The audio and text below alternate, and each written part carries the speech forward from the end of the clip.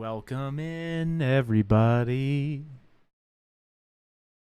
It is Monday, February 23rd, 2026. Chris, I've determined I'm not talking today. What? Yeah. No. Well, I'm just not going to talk today. Why would you do that? I'm just going to not talk. The people want to hear your voice. I'm going to see what happens if I just don't talk. No. No? No. No? No. Why? The people want to hear your wonderful voice, Jason. Christopher. A deep breath in.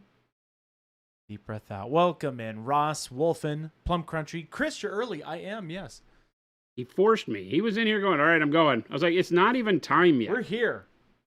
It's not even time yet, Chris. It's a different feel in the office today. Yeah, but that doesn't mean you have to make it crazy. Oh, we're going to get crazy, all right. The first day where there's nobody else here, chat. Ellie's here. She's not supposed to be. She needs to change that. She's not supposed to be. Yeah, she needs to change that. But she blamed it on everybody else. She said it's everybody else's. That's what she said. I said, why are you here? She goes, it's everybody else's fault. She just jumped to it. That's actually true. It's everybody else's fault. It is everyone else's fault. What's happening, Jimmy? Papa Chicken, well. Look who's early. It's you, Monument Hobbies. Great job keeping Chris in line, Jason. Jason doesn't keep me in line. I keep Jason in line. What are you talking about? What the? I don't even understand what's happening. Wouldn't you agree? You should hear the way he was talking to me before stream started. Can you give me a... Unbelievable. Can you say the last line that I said before I said 3, 2, 1? You said, you'll do it. I think I did say something like that. Papa Chicken asking, is that bismuth yellow or fluoro yellow? Bismuth. And now I'm going over it with a very diluted version of bright yellow green. Well.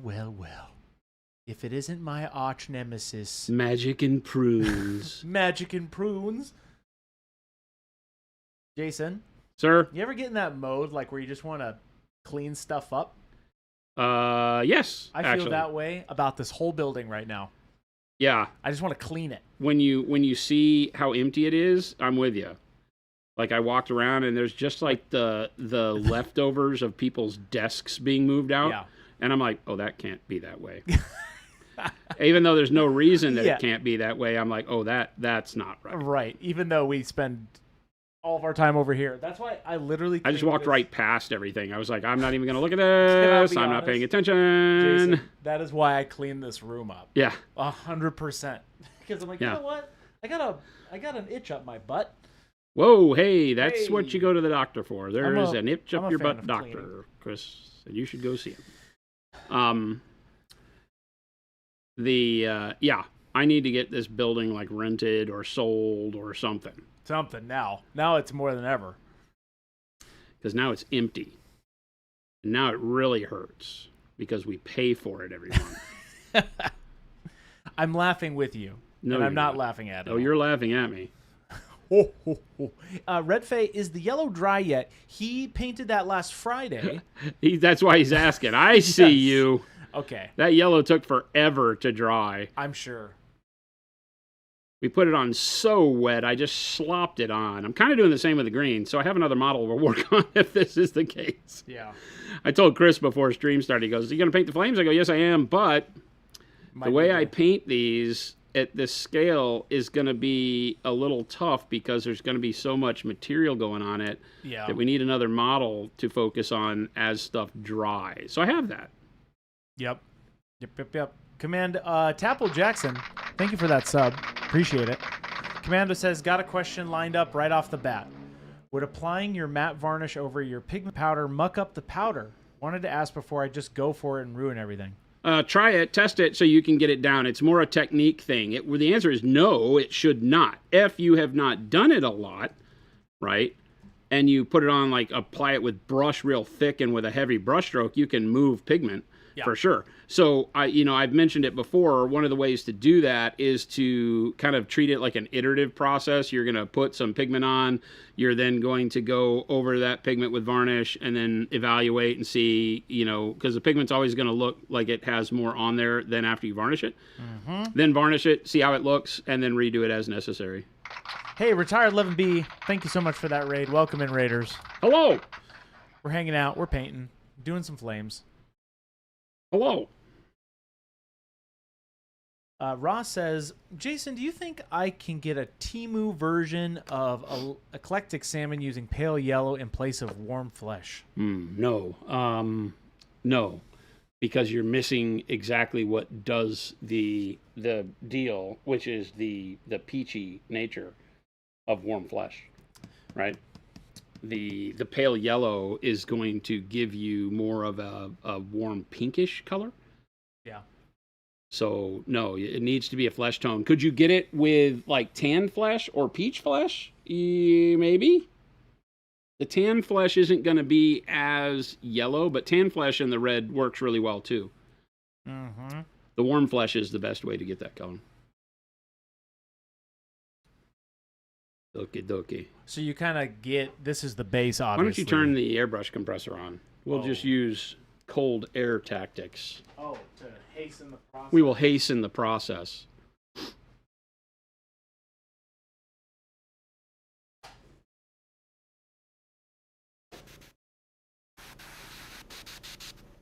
Look at me, I'm like 40 years younger. Chris didn't even mention it. Someone just mentioned it. I just literally noticed. Jason, you do look younger. You look my age When now. you don't have white hair all over your face, it turns out I don't look as no, looks good. road hard as I normally do. Looks good. It was a total mistake. It was total mistake. Oh, were you total cleaning mistake. up? I was do the trimming my beard. Yeah. And I have 2 beard trimmers. Oh no! And unfortunately, I picked up the one. Yep. And I had taken the guard off to clean it and left the guard off the trimmers. I picked up the trimmer and put the guard on it for the one that didn't have much charge. Yeah. And so it didn't last very long. And so I took the guard off of it, slapped it on the new one. Yeah. Right? And then did my trimming. Everything was fine.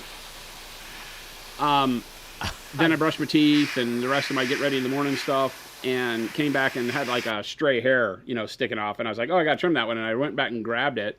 Yeah. And I had taken the guard off to clean it again and just slapped it back on without thinking because I was like, I'm done.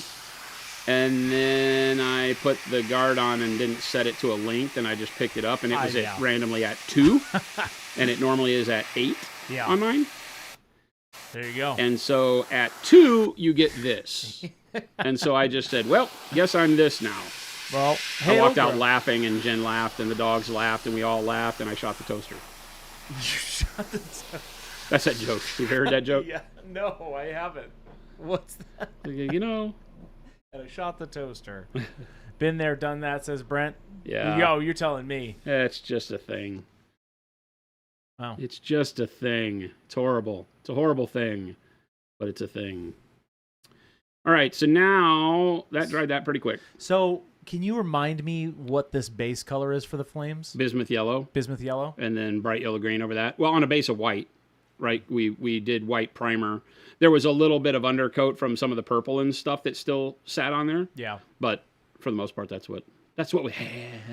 Cool. That's what we had. So where do you go from here? Well, here's the thing. You take some titanium white. Okay. Really? And you mix it up into a wash. Oh, okay. And then you wash the flames with titanium white. Really? And then you put more color over it. And then you wash the flames with titanium white. And then you put more color over it. So. I see. Why do you do that?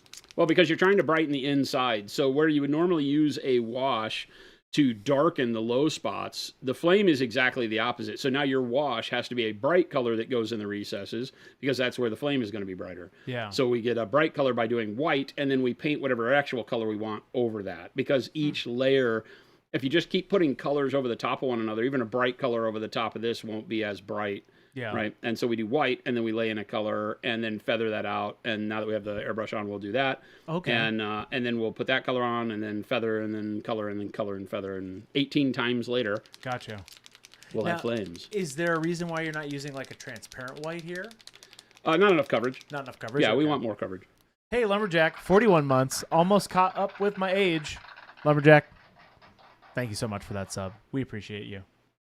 I am early.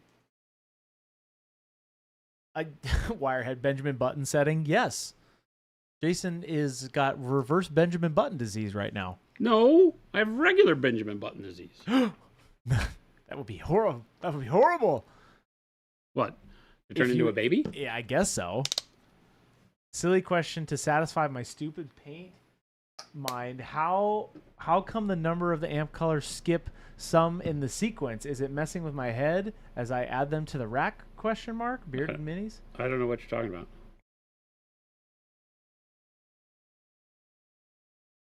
I don't know what you're talking about. We don't know what you're talking about. The collective we do not know what you're talking about. You You aren't even making any sense. You are what the are you ocean. talking about? Papa Chicken. Or orders out of numbers? What? Beep boop. Boop bop. Beep boop. Papa Chicken says, do you have a basic recipe to build from a light to medium brown skin tone? Going back to the other question. Oh. We did that completely to mess with people's OCD. There are quite a few colors that were on cards in their wish list of colors. And what we did is we did a whole range of color. Yeah. And then we retreated back to the 18 that were the most diverse given the regular Pro Acryl line. Yeah. And the other ones didn't. And so they all were kind of intermixed. And we just went with the original numbers. So wasn't really a plan. Scorchers, what's up? Okay, so what was the other question now? It is a basic recipe for a light to medium brown skin tone. Light to medium brown skin tone. I don't understand. Medium brown skin tone. What, Papa Chicken, what colors do you like out of the flesh tones? Like when you say brown skin, are we talking about like caramel skin? Yeah, because you can still start with the same dark flesh tones. Like burnt umber is a great one. Dark flesh, burnt umber. You know, you could even use like caramel brown in there. And then up into like, beige red. I would need to have what you say light to medium brown skin tone. I'm light brown, so I don't know what that means. Yeah, maybe a little bit more explanation, Papa Chicken. Well, let me zoom in for you. Oh, you kind of did this technique on the big giant dude. Yeah. It's always the same. You're just kind of figuring ways to fill in areas. Yeah. I love how the white looks over that. It's so satisfying right now.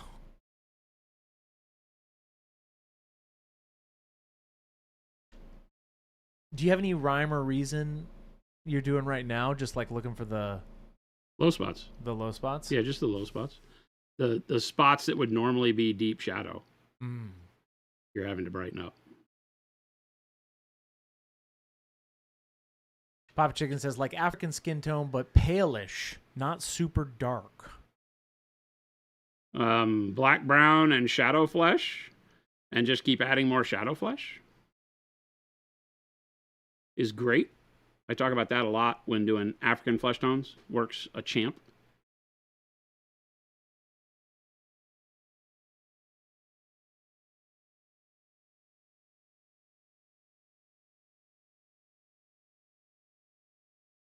Yeah, Darth, this is just bold titanium white with a little bit of water, correct, Jason? Correct. Ogre says... No, glaze wash medium. Oh, glaze wash medium. Yeah. Got it.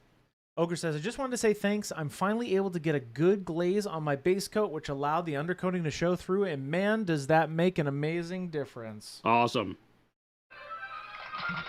Ogre. Was it you playing with viscosity and all of that really helped? What was the big changer for you? Yeah, what was the aha moment?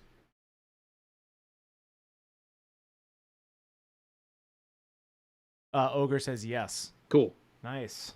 Glad to hear it. It is like one of the coolest, most refreshing things when your glaze starts to reveal the colors underneath, right? Feels like, I got it. Big aha moments happen around that, which is rad. I'm a fan. No, that's a fan. That is a fan over there, Chris. Actually, yes. I should turn that off.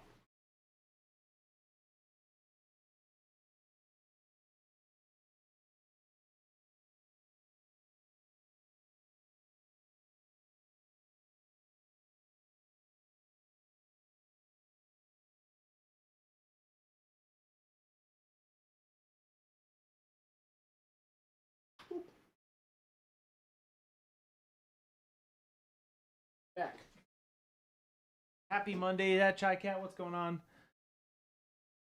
And Call Me Moldson's asking, what's the ratio on this wash, Jason? Well, I mean, it's more like a glaze. You see, it's not really runny. Yeah. But I just want it to be a little bit more viscous. So I probably was 50-50 thinner to paint. But the thinner is the combination of, and I banged that with white, didn't I? The thinner was a combination of glaze, wash, and water, to give you an idea. Okay, so take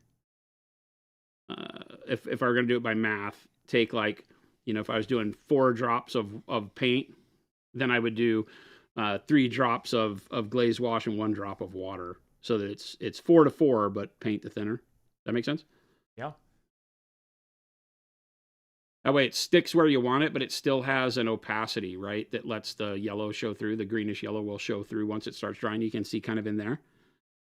That line is already starting to dry. Mm-hmm.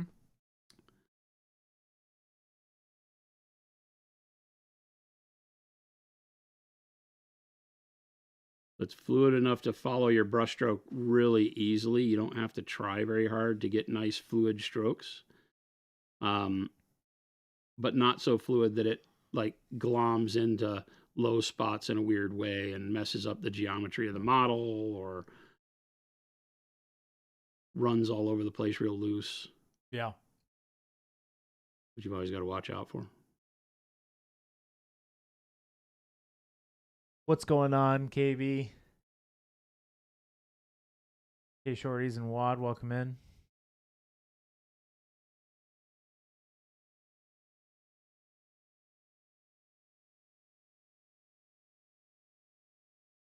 Wad says, y'all, I have not 1, but 2 oatmeal cream pies. Oh. What? Gandalf. I see.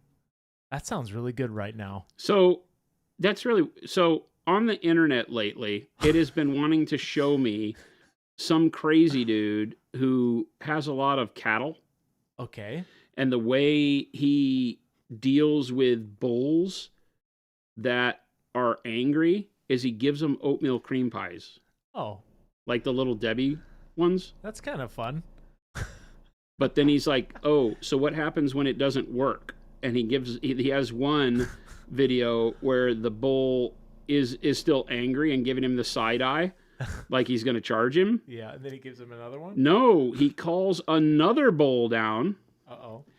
And the older of the 2 bulls comes down to where they're having this Mexican standoff around a tree. Okay. And he gives the older bull a cream pie, and the older bull gets sated and then pushes the younger bull away. Interesting. It was the weirdest dynamic. Not gonna lie. All because of oatmeal pies.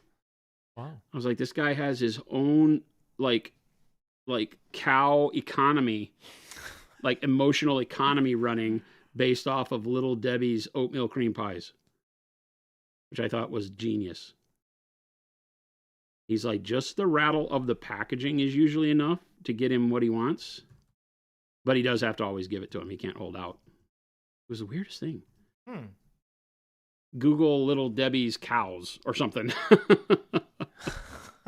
Wad says, I've been known to be an angry bull. Okay. Squall, first time chat. Welcome Hello. in. Waiting on my mega set to come in. Got delayed by a blizzard here in New Jersey, but I have a few pro acrylic paints and I love using them. Is water what you recommend to thin for regular layering? Question mark. Yeah, I just use water. If you're comfortable with that, that's fine. You can also use any type of thinner that you're comfortable with. Our glazed wash medium works wonders. So it really is, where are you in your confidence on being able to control the paint? Water will make it run, a little runnier, and so you got to be careful with that. But that's all paints, so nothing different about ours. If you've painted with other paints and have a way that you enjoy thinning, just do the same with Procryl. You'll be fine. That's awesome, Squall. That mega set's the way to go. It's the best Especially deal if in you the like, world. if you give our paints a try and you're like, yeah, I like the consistency and I like how it works. That's literally the best deal you can get. It literally is. It's a huge savings. 20-something%. Commando Ken says, speaking of food, I had a dream last night where I mistook the snow medium as marshmallow fluff. Weirdest tasting sandwich I've ever dreamed eating. Luckily, my actual tub of snow medium is still full. I checked. Good. Is that the first thing you did when you woke up? You could have been eating it in your dream. Uh-oh, midnight snacks. Yikes. Your teeth are all glued together from the snow basing material. Lumberjack said you finished your He-Man. Did you guys see I finally finished He-Man? I look back, it came in late March. No, I'll have to check it out, Lumberjack. You finished the whole box set? That's I think amazing. you were You were about saying that there were earlier. like hundreds and hundreds of minis, weren't there? He-Man was a long while ago. I finished off the evil characters. Evil! Nice.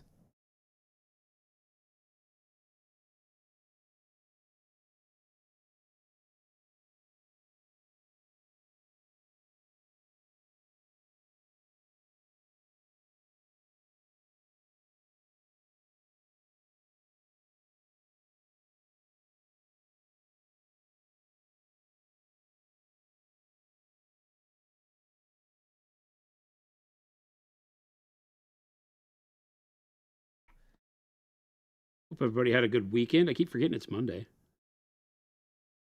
It does feel interesting, huh? Different vibe. Well, yeah, because it's like the first Monday I've woken up and been like, okay, well, I guess I work. this is how the day starts. Yeah. And I had to go to the ear, nose, and throat doctor. Right. So there was that. Which he didn't give me anything that was worth me going to the doctor for. They did my ear exam, like the audio exam, like my hearing test. Ugh, that's the first test I failed in a long time. Oh, boy. Yeah, it's not great. I'm sorry. My left ear is just shot. Yeesh. So. Mr. Dutch Predator, question. Did you ever consider doing a paint/model/brush starter set a la GW? Maybe something to partner up with Conquest, LOL? So believe it or not, the answer is we are looking at that, not with a Conquest partnership, but yes, I'm working on some sculpts right now, believe it or not, that are in the works that I'm really loving the design on. We got the character design going, and I think you guys are really going to like it. I'm not going to let you know what they are until they're ready to go, but as soon as we can get them where they have something visual, I'll show them to you. And believe it or not, we're looking at doing them on hard plastic sprue, so that'll be fun if we can pull off that.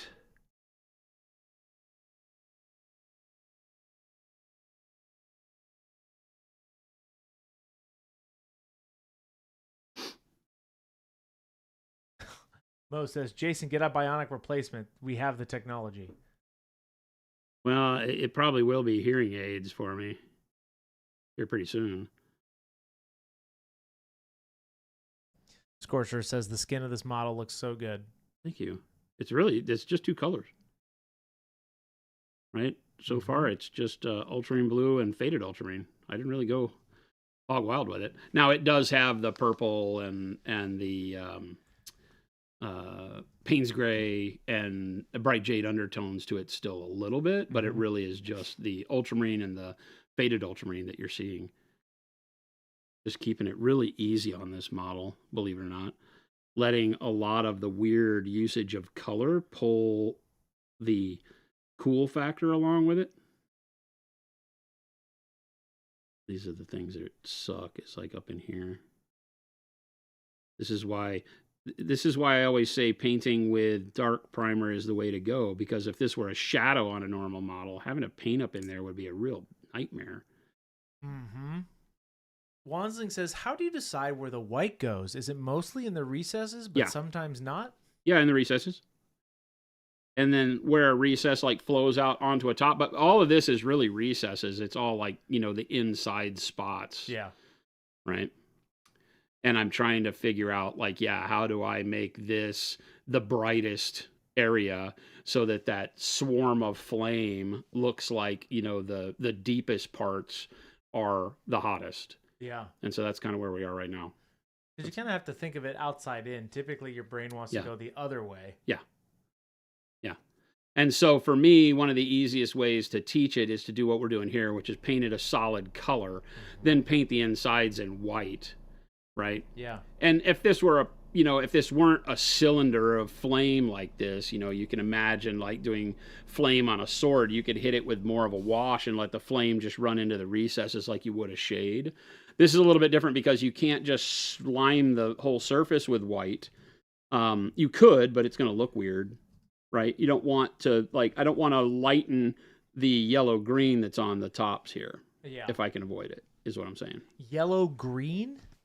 Well, yeah, because it's like bright yellow-green over the bismuth yellow. Yeah. Did you glaze that? The bright yellow-green, I just mixed it up with the same kind of thing that I'm doing right now and painted it all over the top. Okay. Carl Duty says, do you think ultramarine blue would be a good base color for gray, light gray feathers? ? Yeah. Ultramarine blue is an amazing color because it on its own doesn't necessarily have to lead you towards a more violet tone, but it can. Like here, I think it just plays well off of the purple shadows to not be a like this kind of blue. Right? Yeah. Notice the difference where you have a more royal style blue and this, which is more desaturated with the ultramarine. This all exists kind of in like the highlight area of this, but even that's more saturated. More vibrant blues. What else? Like this. Mm-hmm. So what it does is it gives me more of what I think of as a skin color, right? Yeah. Blue skin. I always loved Star Trek because the blue in Star Trek was like this powder blue because they were having to apply it with makeup.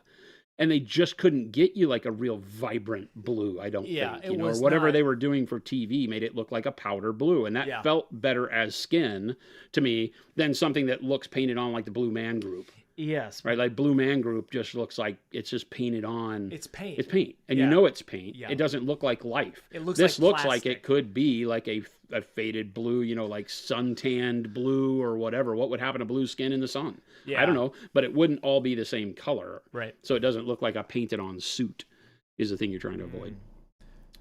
Sorcerer says, I'm currently finished building a Lehman Russ for Horus Heresy. Wanted to paint it kind of a Kruger color scheme. What would PA gray or blue colors be what you recommend? Lehman Russ, a Kruger? Is that like the... I don't know what Kruger means. I don't know either. Krieger? Maybe you were trying to type like Deathcore of Krieg gray? I think that's what it is. Okay. Yeah, so like a dark gray blue base could work really well for that. Whenever I'm thinking about moving to a gray that has a blue base, I really like dark navy or dark gray blue as the first spot to go with. Right? They both work very well. They're desaturated. The dark navy is a little bit darker. The dark gray blue works really well. Then you can actually start going either two. You can go to gray blue, which is a little more vibrant than you might want, right? But then we have cool gray. Krieg, yeah. Okay. Right? And so cool gray over the top of that works really well. I think this probably works really well. Either one of these, I'll place them like this into this, and you just mix this half and half. Works really well. There's not a real good color in between them that keeps on that cool. Although I guess maybe slate. Well, slate gets you there. Yeah. Right? Yeah, that works great. Krieg, yep. Okay. All right. Right. So like dark navy blue into slate gray into cool gray. Works perfect. And that way this is just visible in your deepest shadows. This becomes most of the mid-tone gray that you're going to see, and this is your highlight. Right. And if you want it to be more polished or shiny after that, you can use bright neutral gray to catch the edges. You know, just like dings and highlights would be cool like that. Cool like that. Sir Vic says, how would a friend go about getting similar color to Death Guard green using the expert acrylics? I'm still learning to mix. They're awesome, like you said, by the way. Oh boy, Death Guard green is nickel azo yellow, along with my box is all filled with nonsense over here. I've got so much crap. I got my army men in my box. Okay, let me get that out of the way. Army mans, you move. You go down there. So yeah, your biggest friend is going to be nickel azo and I believe sap. All right. I probably want a burnt umber undertone with that. And what's going to happen here is you can either do the burnt umber and sap green as your main colors. The sap is pretty dark, right? Or you can mix sap and nickel azo together and get really, really good coloring there. In the next 6, you have chrome oxide green, which I think is going to be really, really good for that too. But for now, I think mixing these two together gives you what you need, and just keep mixing it a little bit more nickel azo, and that'll give you that really gross green. And then when you want to go to highlight it, depending on how bright you want that to go, you could mix in like primary yellow and permanent green light. You know, can give you a bright green as well. That's like a bright yellow green. That would be where I would live in all of that. If you wanted more rusty tones, then you can do like burnt sienna. Pistol Whip says, tips for painting orange. I use your paints having trouble getting punchy oranges. Want something like Leagues of Votan Creamsicle. Creamsicle. Orange Creamsicle. Well, like our Nova Orange is a fantastic color for that. If you're having a problem getting the color to be punchy, then try painting it over the top of, well, like what I'm doing right now with the white, right? A lot of times if you go over too dark of a color with orange, it's going to desaturate it, make it even darker than you want. But, you know, just keep leveling it up, and then you'll get to a bright orange layer at the end. Another way to add punchy orange to it is to do like a glaze of transparent orange over the whole model at the end. Just water this way down, and when you put it over the top, it brings the vibrancy of all your orange layers back, but it will alter them to be more of this kind of reddish orange that transparent orange is. Right, so there's a lot of ways to do it. You know, never be afraid to paint your colors over the top of like whites or brighter colors. Put a white or a pale yellow where you want your orange, and then paint the orange over the pale yellow, and then that makes it really punch, right? So it's a great way to remember how to get vibrancy. Think of if you primed your model white, when you put the orange over the top of the white, how bright it is. Well, that's because you're putting it over white. So if you are putting it over darker colors because you've been shading your model up, then just paint a white. It doesn't always have to be white. Like we're using white here, but it doesn't always have to be just pure white. But what you want to do is have a bright color. I like pale yellows when doing orange. Bright pale yellow is fantastic for that because it's a near white. Yeah. Right? And when you put the orange over it, the orange is just going to explode off the surface. It's going to be super bright. So if you need a lot of punch, paint a bright color first, like a bright pale yellow, and then the orange over the top of that. Whether you glaze it or just layer it up is either way is going to work great. Nice. Okie doke. Let's do some airbrush. Mr. Dutch Predator says, color combination. I'm thinking of doing a rather wild skin tone, going from dark purple into dark magenta into orange into dark into orange plus dark warm flesh. What would you recommend as a cloth color to complement that? That was a lot, dude. Yeah. Rather wild skin tone. Dark purple, dark magenta, orange. Okay. Uh-huh. Dark warm flex. A color to complement it. How do you mean? What is the complement intended to be? Yeah, like when you say color to complement, are we talking about color for clothes? I think so. Some other color on the skin. It sounds like you've got the color. skin worked out, which is going to be very similar to the way we did the gold on here. Yeah. Right. That's the same color workup that I did with this. If you after the orange just went into the the yellows for the gold. Yeah. I think it's just a complementary color for cloth. For cloth? Yeah, for that workup. Oof. I mean, you're in a warm area, so think in terms of, again, if I call back to what we're doing here, pop in close. Yeah. Right. Understand that you're not much different than the way I've done my non-metallic gold. The only thing is you'll have a little bit more of a peachy tone on the bright surfaces because of the warm flesh, right? And then the so blues, as you can see here, work very well. Yeah. Greens work very well. Notice how with the magentas and the dark purples and the yellowish tones, which would be the same with your flesh, that works very well. I think the red plays a little too much into it. The burgundy, that's why I've only glazed the burgundy over the cloth. I don't know that I'm going to stick with that. But the blues and the greens work great.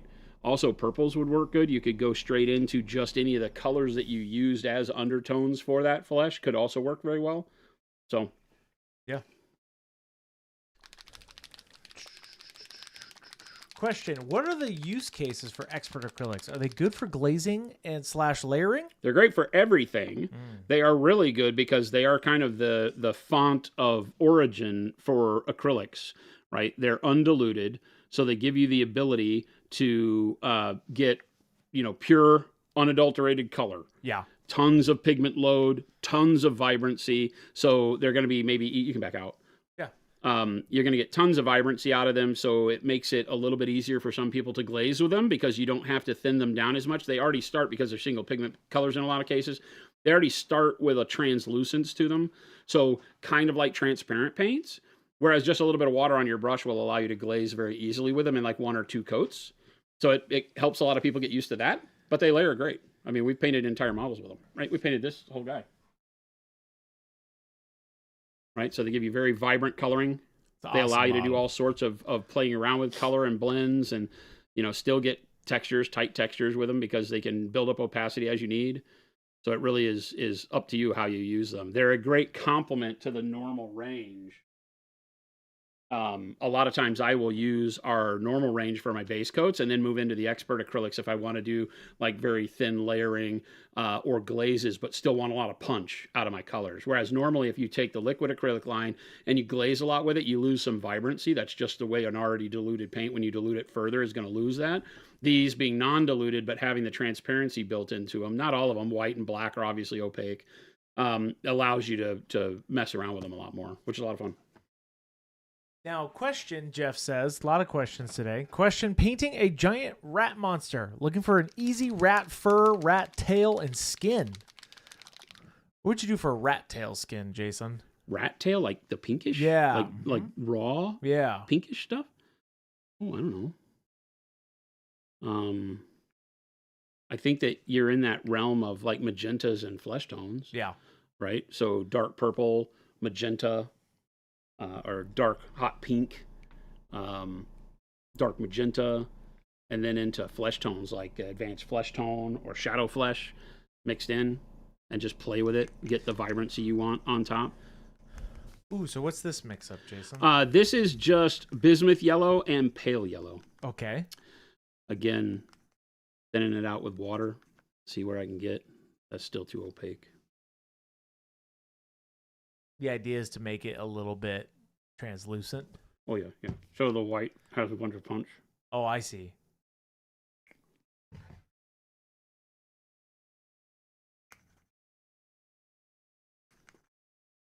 Yeah, we're just going to play with a color that will be a palish yellow, but has a little bit more oomph in the yellow range than normal. We'll airbrush it on. Oh, he'll airbrush it on. Oh, I'll right. airbrush it. Why do you airbrush rather than using a brush? Just so I can help filter it better. Sure. In this case, for quick. Right? Kind of looks like a fancy honey mustard. Yeah, exactly. It's very thin. It's very thin, which means that it will not have a ton of opacity when spraying it.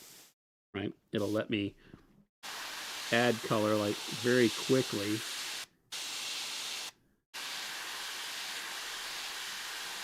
That I can feather around.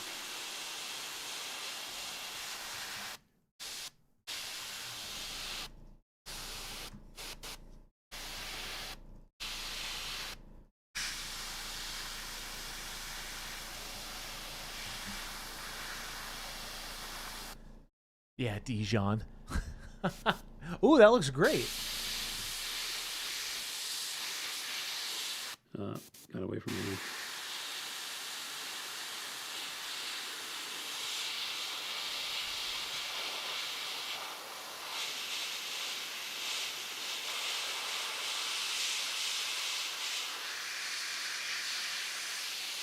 A little too runny.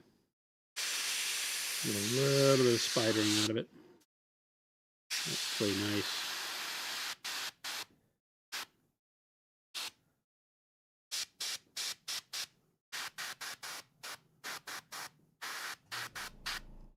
It's already getting hotter, Jason, here in Arizona. It sucks. Absolutely sucks. I hate it.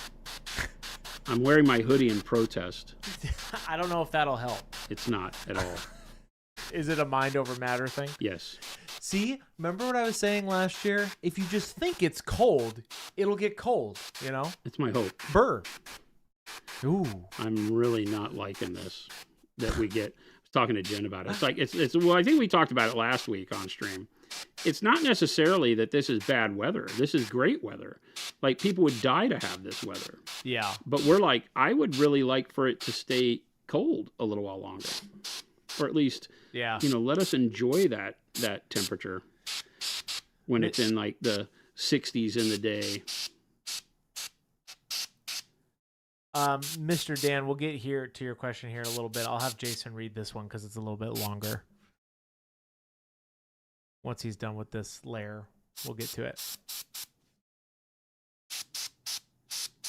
Obviously, I'm working very close to finished areas.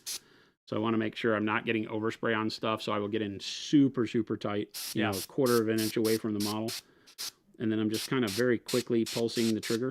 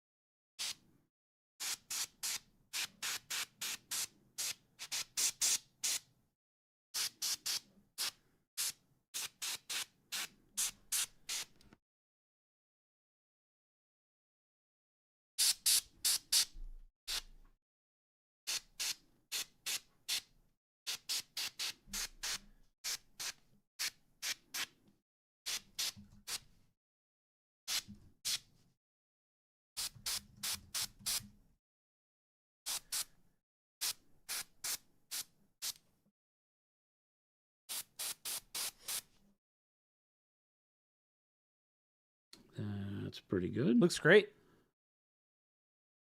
Almost gives it like a glowing look. Yeah, the idea is that, we didn't go super dark and then we drop the brightness back in there. Next, we want to be able to get the tops of this and do some darker coloring on here. So I want to get the insides as bright as possible. So I need to go back in now and kind of paint them more specifically in the middle. Unfortunately, these aren't like big troughs or panel lines where I can get like a pen wash to work very well in them. I've got to go in like we did with the big brush last time and do it with a finer brush, like a number 3 instead of a number 6. Yeah. And redo my brightness, but I don't want to use pure white this time. I guess I could, and then glaze right back over it. That might be a good way to show you guys rather than the mixing of color. I know a lot of people hate mixing. So we'll go back with just pure white again over the top of this, but in a more defined way. So we give it some shape. Mr. Denzel says, hope you're doing well. Any tips on how to get the most from inspiration based on art? The most from inspiration based on art. Explain to me what you're wanting to do. Yeah. You see something you like and you want to recreate it. You see colors you like and want to use them in something you're doing that's completely different than what you're looking at. There's a second part here. For example, I love the art of, I don't know how to pronounce these names. I'm going to butcher them. So maybe you know how to pronounce these, Jason. What am I looking at? This one right here. Yoshitaka Amano and Yoshi Shinkawa, but I don't know how. I would have to look at what their art form looks like. If it's color, right? Or if it's style. Style is much harder to translate sometimes than obviously color. Because if you look at something, you know, and the way color is used, you can break it down into what's in the shadows, what's in the midtones, what's in the highlights, and start recreating that, right, on your own shapes. If it's style you're talking about, right, like how do you take a style of an artist who might have a loose brush stroke in their 2D art or a very sketchy approach to their presentation, right? Karl Kopinski has a very sketchy inking style with his stuff that's fantastic. How do you make your model look like that? That's a lot harder because you do not have the ability with three-dimensional objects to create an outline. And a lot of that is based on how people generate their outline. So I would have to look at those artists and see what you're talking about. Yeah. Being that they're Japanese, I'm assuming Japanese, then it might be that it's a style thing. Help us understand. Because a lot of the Japanese 2D artists have a really good style. Sometimes it's loose and brush-like, or very artistic. But if it's color, color's easy. Color, you just replicate the colors in the same positions in the value chain as they are in the artwork, right? Shadow, midtone, highlight. How did they use them? You replicate that on the shapes you're looking at. Like I said, style much harder, right? If you look at Pablo Picasso and you look at some of his crazy stuff, how do you replicate that in a model? Well, if the model doesn't have a shape, like a shape in a Pablo Picasso painting, that's a lot harder, right? Yeah.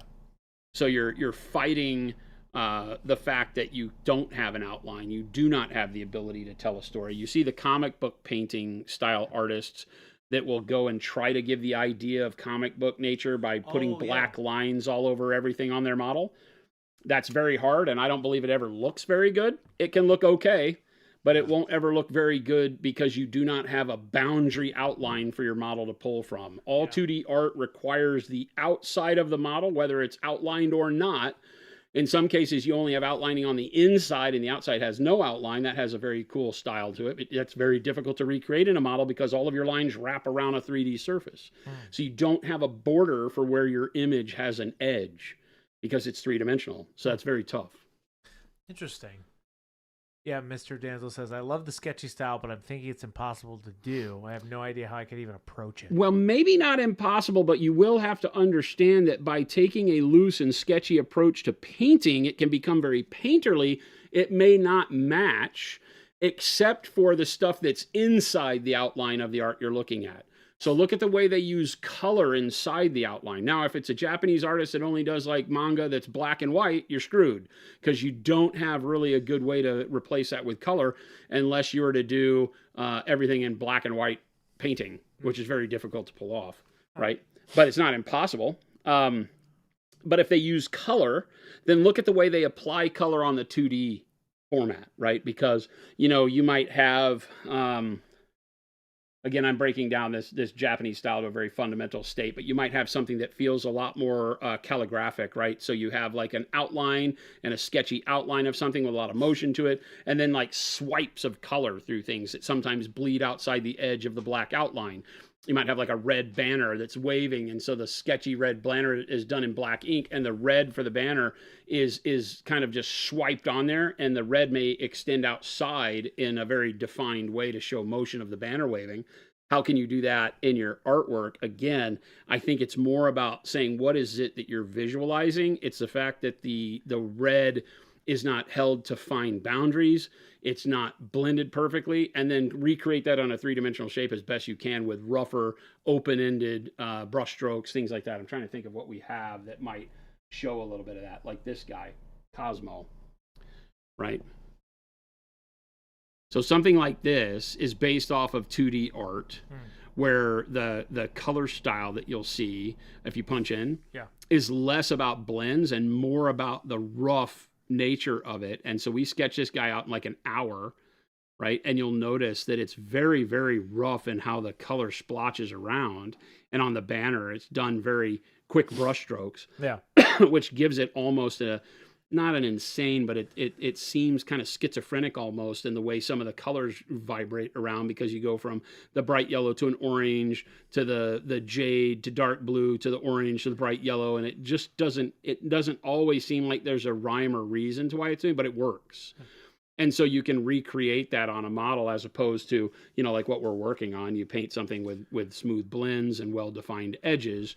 This isn't worried about edges. It's worried about color defining the shapes and the vibrancy and values of that color defining the shapes. We would call this a value sketch, except for the red, right? And so you can play around with things like that. But again, I would have to see the artist specifically to give you pointers on how to pull off a specific style into 3 dimensions. Because that's always going to be the problem. Hop Chicken, no need to say sorry. It seems like I'm asking a million questions today. That's fine. I have you've hit a plateau with glazing.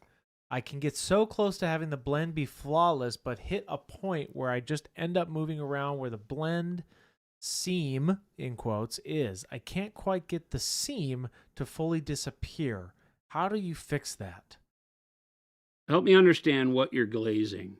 Are you glazing, like when you say seam? Are you're throwing down 2 panels of color or more and then expecting to glaze them in between to make them match up? Is that what you're doing?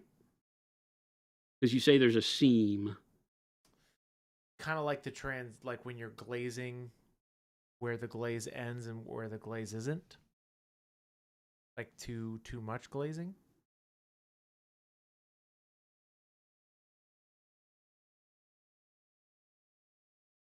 Remember that a lot of when you're glazing, you may not be able to have the glaze color and the underneath color match enough to give you the transition you want, at which point you may have to go in and mix a color to glaze with to finish the job, depending on how you're doing things. Does that make sense? So you may not be able to do everything you want to with one glaze color.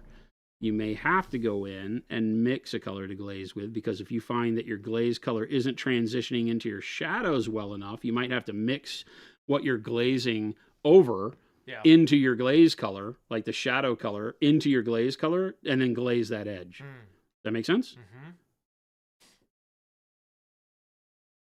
Yeah, Papa Chicken, maybe clear that up for us a little bit.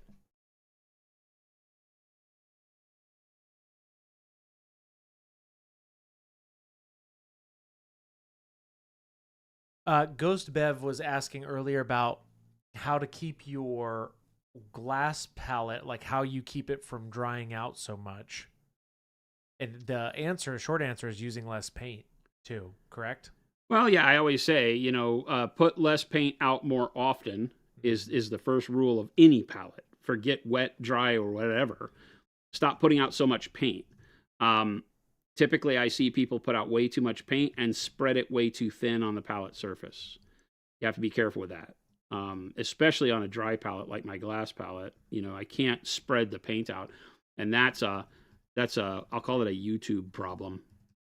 I see a lot of YouTubers that when they're showing how they mix the color on the palette, without even saying, you know, hey, this is how you mix, they just do it and they spread their paint out crazy. Yeah. All flat on the palette. And when you do that, you're opening up more air to surface ratio. So the paint in a drop, right, is in this spot, and only that much touches air, and it's only the top. So you might have had a droplet of paint skin over to where the outside seems to dry, but you poke a hole in it and the paint underneath is still good. If you've ever had that happen, yeah, that's because the only part of the paint that will start to cure is the part that touches air, right?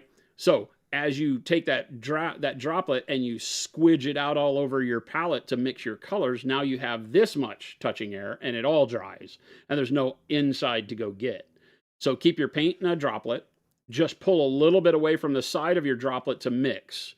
And that way the droplet always stays the same. You don't dilute the droplet. You don't put medium in the droplet. You don't mix the droplet. You just pull paint away from the side. I call it pulling a tail out. So you put a tail out away from the droplet as much or as little as you need, and then mix it an inch away from the droplet or however far, and put water and medium and other paint into it, mix your color, and then go. That area that you've mixed now will dry out very quickly, but then you just go back to the droplet and grab more paint. And you can do that until the droplet's gone, right? Because the worst thing is that it skins over and you puncture the skin and go inside and get to the meaty center and get more paint.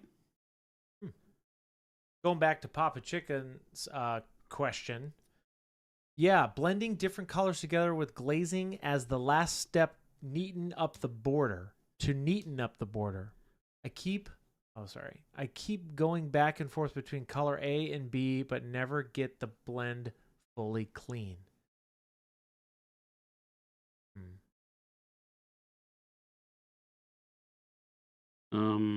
Okay. This is back to the seam question. Yeah, let me get done with what I'm doing, Papa Chicken. Hold me accountable, and I'll see if I can't come up with a demo for glazing like what you're talking about.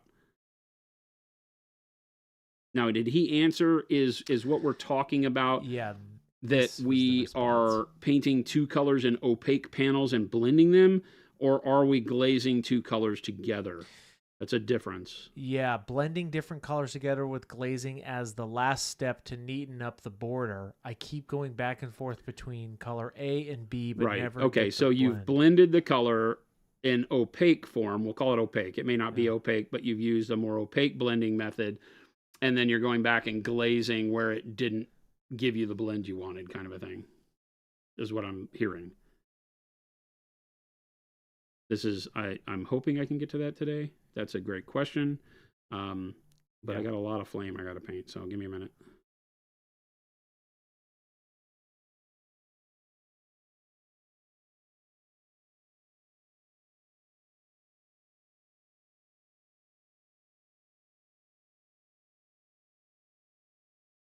And do you rehydrate your drops on your dry palette, Jason? Not really. No. You add more paint. No. I mean, yeah, I'll add more paint if I need more paint. But yeah, he doesn't like do any of that kind of stuff. Nah, you just use it till it's gone. Put out, like I said, put out less paint more often, right? Put out a little drop, use it till it's no longer usable, put out more paint. You can't really rehydrate. If you mix water into it, it evaporates quicker. Yeah. Plus it dilutes your color. You can't really do that if you're, the whole reason I use a dry palette is that the droplet I go back to on the palette is always the way I expect the paint to be right out of the bottle. Yeah. It's not diluted. It's not desaturated. It looks exactly and acts exactly the way I want it to. And then I alter it how I need for the thing I'm about to do. Right? So if I'm going to glaze with it, then I add water on my brush, pull a little away from the droplet, but the droplet doesn't get diluted. Just the amount I pull away does. So I'm having to do much finer brush strokes. I'm not loading the entire surface in. I want that bright color we just laid down to exist on the outer edges of this one. So I'm having to paint the white inside of the little licks of flame.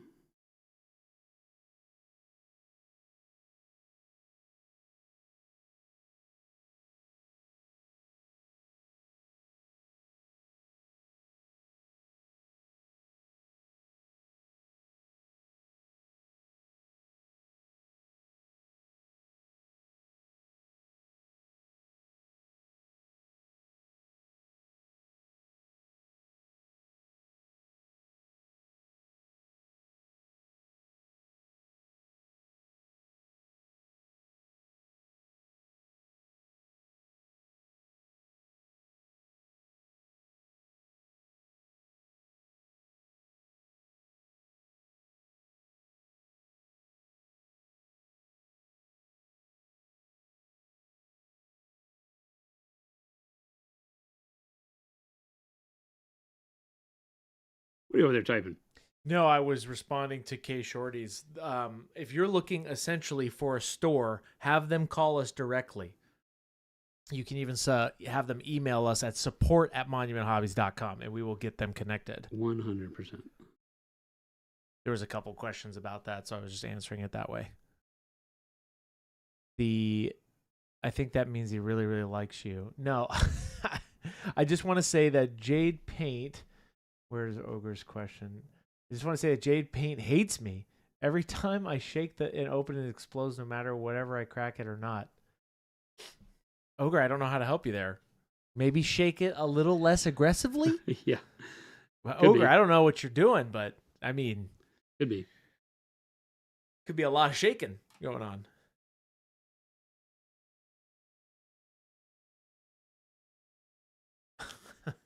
Every now and then, because in Phoenix we get so little moisture, like rain. Every now and then when we get rain, like my whole collection will ooze out the top, and it sucks.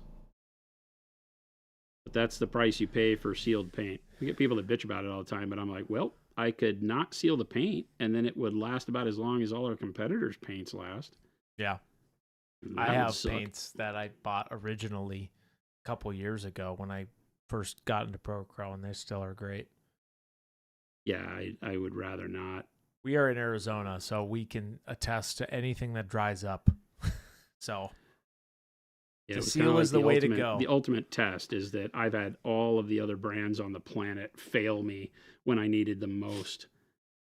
Better to lose a little spit rather than the whole bottle. I mean, but obviously we don't want you to lose any. No. So definitely crack it a little bit before doing Remember, that. crack along the actual lid, not the nozzle. And you can almost take the lid all the way off in order to do that and get very good results. I've never had that not work.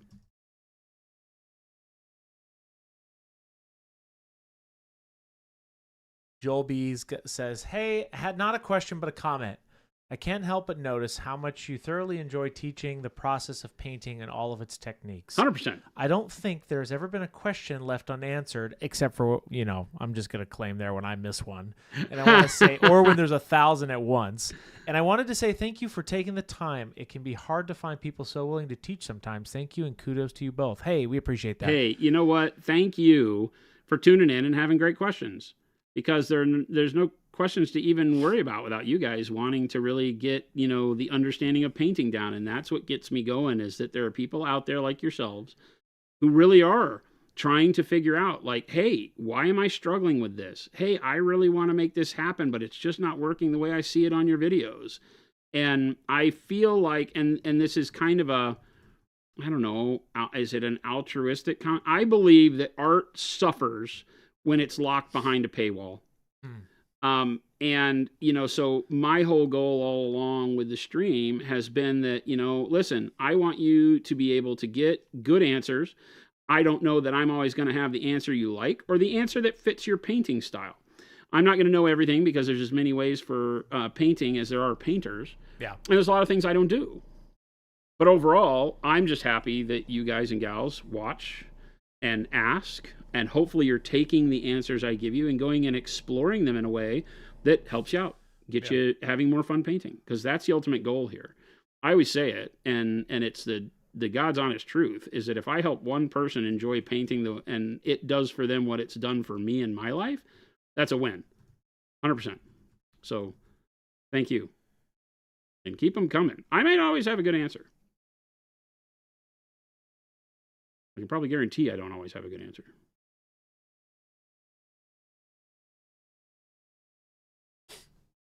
Yes. And when there's a slew of long questions all at once, I also understand that I can't derail it. So I always try to go back and find the ones that I can pitch up in queue. So, but when there's 15 at once.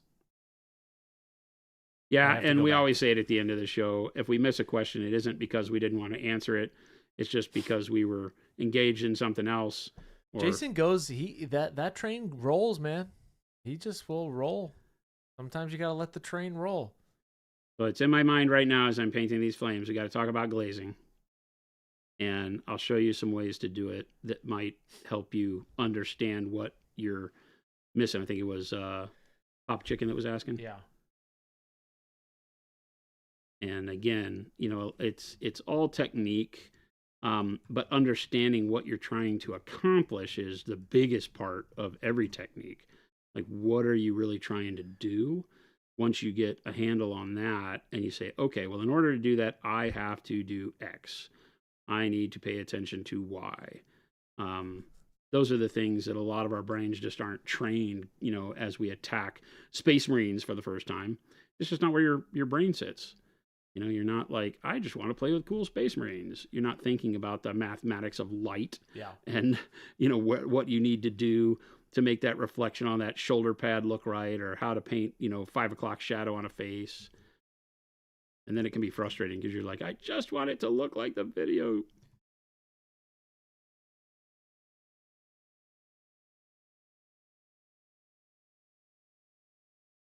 The Papa Chicken, I remember you were, if you want to re-ask your question too, Papa Chicken, specifically, but we'll give you... give me the colors. Like, give me 2 colors you're frustrated with right now. Let me work on those.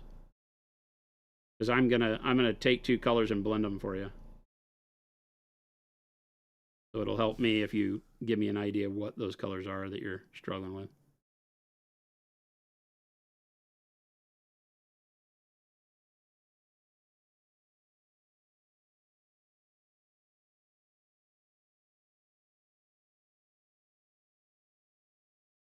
Ooh. All right, now we're getting to that bright glow. There we go. It's so bright. Yeah, I know, it's crazy compared to him. Yeah. And then I guess that's what fire does, though. Base. Well, that's the thing, right? You're talking about what could possibly be the highest value on the model, and we haven't even gotten into the glow yet. I'm just trying to nail the color I want. Yeah. I want it to be a greenish yellow, and I don't know that I've quite hit that yet, but I'm kind of comfortable greenish with it. Yellow. Yeah. Okay. Yeah, that's the goal. The next step is going to be to dry brush the tips, I think, and see where that gets us, because that's going to intrude a little bit on the rest of our colors. Yeah. We have to play around. Fire's a very iterative process. All right, so what are the colors? I'm still waiting for Papa Chicken. Papa Chicken. There you go. Papa Chicken, stop pooping. Here he is. Now it's I time. was trying to blend mahogany to a highlight of yellow ochre. I used a mix of the 2 colors as layers or wet blended. You used mixes of the 2 colors as layers or wet blended. Layers or wet blended? I don't understand. So you're doing mahogany, yellow ochre, a mix of the 2 as your mid-tone, and you're trying to glaze them to mix in between the mid-tone and mahogany and the mid-tone and yellow ochre? Then glaze over the top. I'm going to get mahogany and yellow ochre. All right, let's get something I can blend on that can actually show us some work. Get some work done here. How about we do it on a wing? Yeah. That one's seen a lot of... This one's seen a lot of action, Chris. That's good. That's what texture traders are for. Holy That's literally what they're for. I should clean some of these up. I'll reprime these. Is there another one up there for you? This one has like double-sided tape on it. That's how I tape those. This one's like... 1 second. Hold. There's a whole system. Of what? Oh, no. Great. Look at this. I'll trade you. Yeah, this one. Look. This is the one I did like marble, Yeah. the cracked skull on. Yeah, okay. There you go. Gotcha. I help you. Hey, whoa. I don't know if I go that far. Thank you so much for the demo. Yes. I don't know if I go that far. So what's the demo we're doing here, Jason? Here's the problem I'm having. You mentioned wet blending. I need to know exactly what you're wanting to see. If you're wet blending, that's different than mixing the 2 colors. So what process are you finding yourself using the most? Are you going mahogany shadow, mix this for mid-tone, and then yellow ochre as a highlight, and then trying to glaze to blend all that together? Or are you wet blending these two colors together and then figuring how to fix where the wet blend doesn't transition right? Those are two totally different ways of painting. So I'm hoping you're not mixing that together on your model unless you have a purposeful way to do it.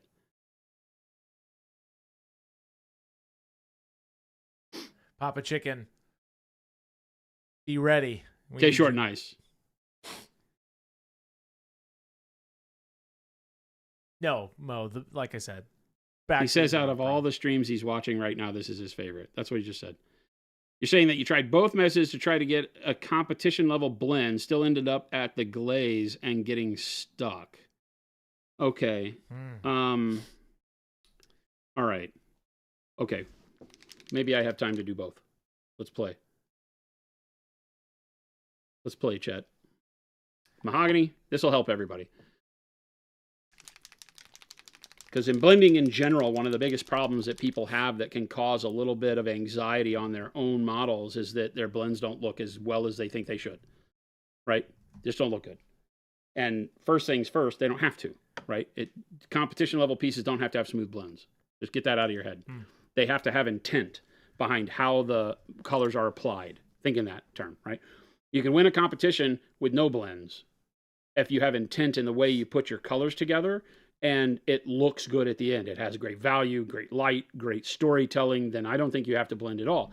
Now, you might find that that doesn't pass by certain judges because they have it in their heads. And I would say that those judges are less, what would be the thing? I don't want to get too abrupt in my statements here, but I would say that they are probably, educated is not the right word, inexperienced, because a more experienced person is going to look at that and understand your intent and judge you on your intent of color application rather than whether or not it looks as well blended as, or as good of a blend as the model next to it, unless the competition is about smooth blending, which hopefully you're not going to those competitions. Hopefully that came out eloquently enough to not get people pissed at me. That's okay. There are just going to be some judges that you're never going to please, is what I'm saying. Makes sense. Right? What you said made sense. Okay.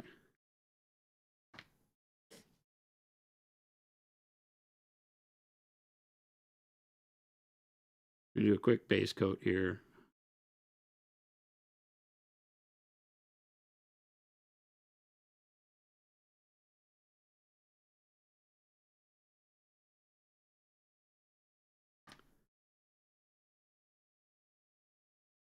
Now, you know me, I will cover the entire area with the base color. Yeah. The shadow color. Mm-hmm. This will get you into situations where, like we mentioned before, your top colors might be less vibrant than you want them because they're having to paint over your dark base coat color. When I'm painting war dollies, this is the way I do it. It's just the way it goes. I don't want a lot of saturation. But as you're seeing, like when I'm painting flame, you know, the whole idea is to paint white back over it and get your saturation back if you have to. But for what we're doing here, we're just going to start this way. And this will be a lot of that just do this video that I did, right? Or that Chris did. I painted, Chris made the video. We made the video. Okay. Okay, they're a tough guy. We the people.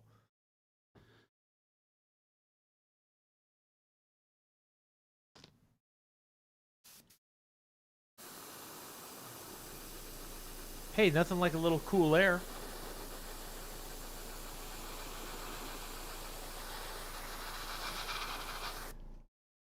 This is why I hate painting over bright base coats.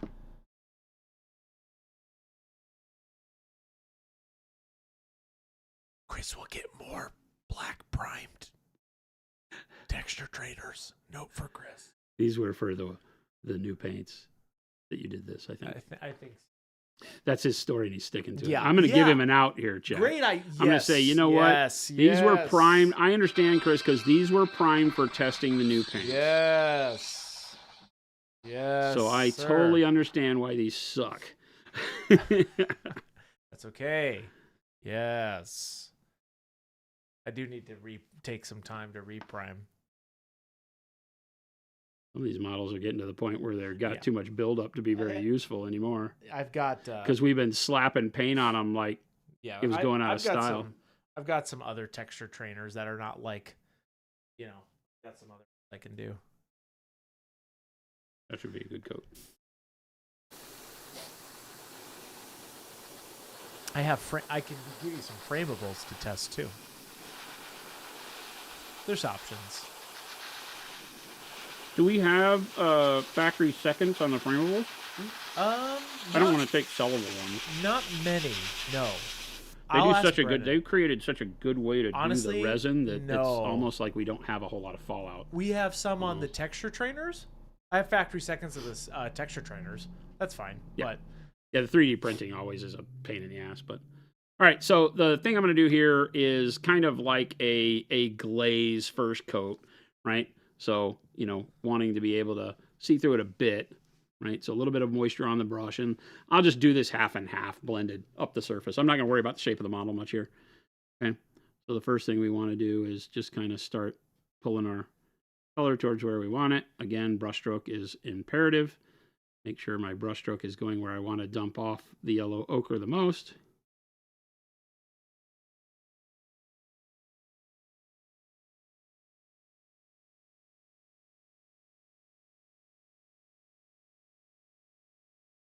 Tommy Front Seat, thank you so much for that sub, by the way.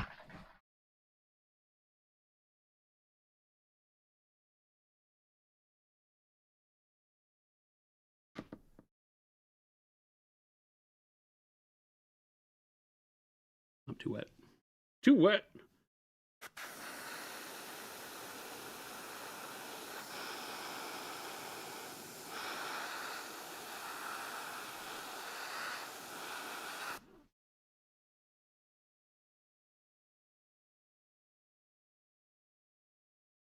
And then my second layer pulls back and leaves that first layer with a little bit of landing room to drop another color over it, the mix color, right, in between here. Because basically what you've done is, by doing it this way, you've started the mix color already. You're just only getting the mix color by the virtue of the paint being thin. Make sense? This is a good way to show how that works. How doing your first layer thin gives you the mix color, okay? And then the second layer gives you the color that you're painting. Make sense?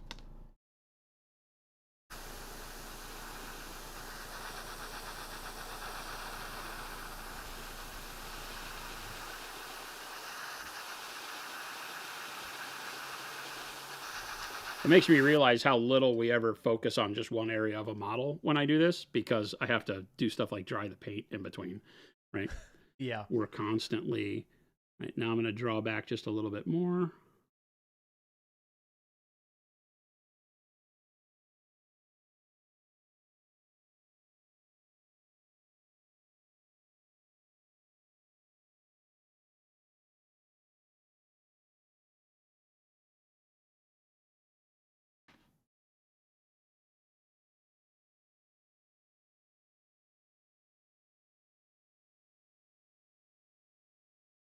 Just to ensure I've got the brightest color up here at the top, and I give all that color banding where I went through my blends, the ability to do that what was this, candy corn look, right? Is a good way to think of it.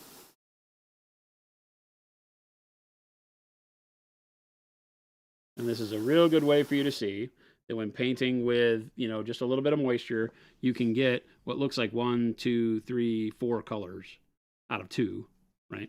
But now we'll mix the 2 colors.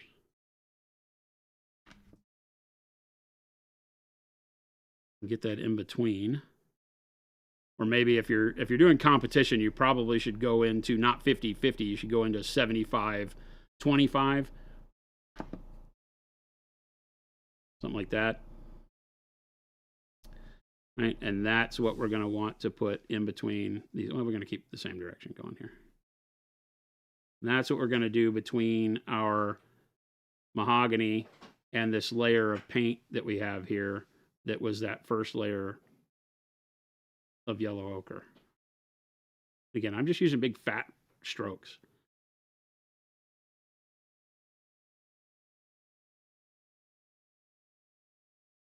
The more you feather this, the smoother you're going to be.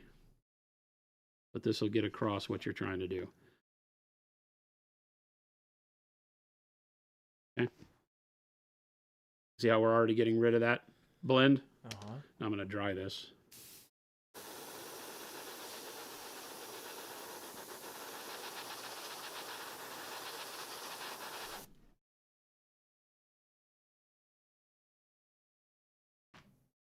Still using that same 75-25 color, this kind of, I don't know what you'd call that, like dirt, right? Now I'm going to take that. I went down here and did it, right? So that it goes from mahogany to that color, and you almost can't see that transition up into this. Now I'm going to start right where you see the previous color in that roughness, and I'm going to bring it up further this time.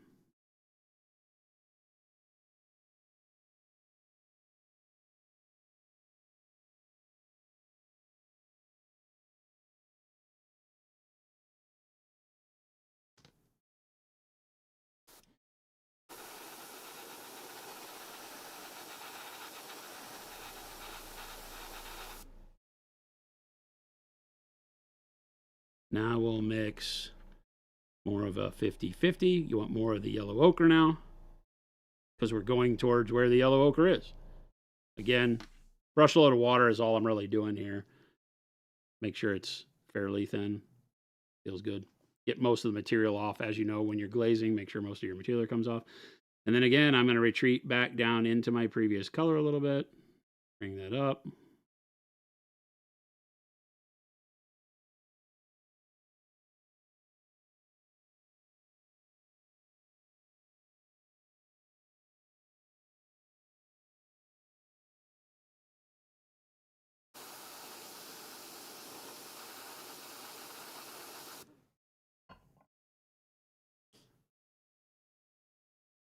And then just keep adding more of this as we go. This meaning the yellow ochre.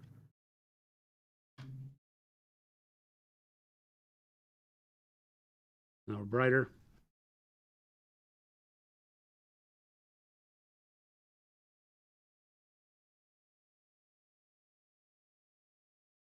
Mm-hmm. And I'm just going quickly in between each previous color and the next stage. And you just keep making that smaller and smaller as you go. I'm gotta forget to dry it. I'm gonna get wet blending going on if I don't.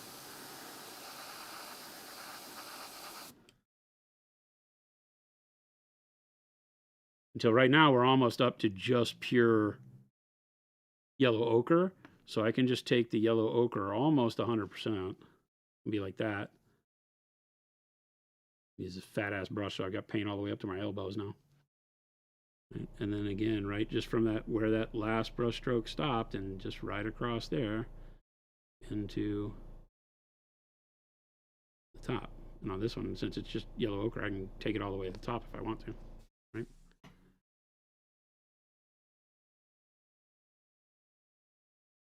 And then you've got all of your colors blended as if you had done a wet blend. And then across these areas where if you don't like that texture, if you can still see too much of that feathering, because I've been using chunky brush strokes, then go back with just mahogany. Very, very thin. Oh, too thin. About like that. Right? Go back with that, and you can just continue to layer that right in around that area where those chunky ends might be. You can use stippling, you can use short brush strokes, and you just want to kind of hide where those tips may be. We made them pretty chunky, so suffer.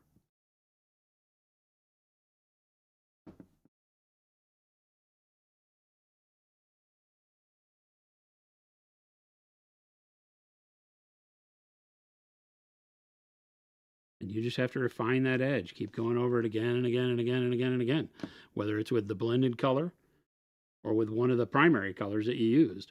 Doesn't matter. Just keep doing it.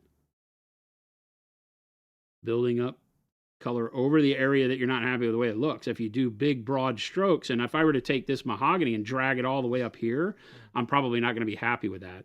So I want to keep it just in the area, and I want to pull both directions into that area maybe. From up above, down below.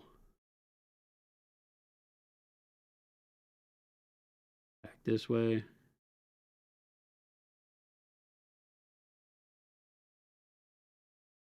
Until you get to a point where you're happy with how it looks.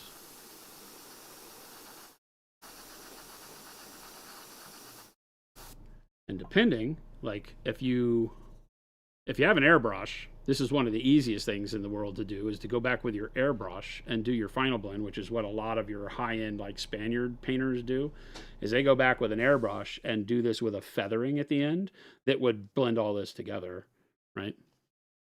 But you can take one of your blended colors now.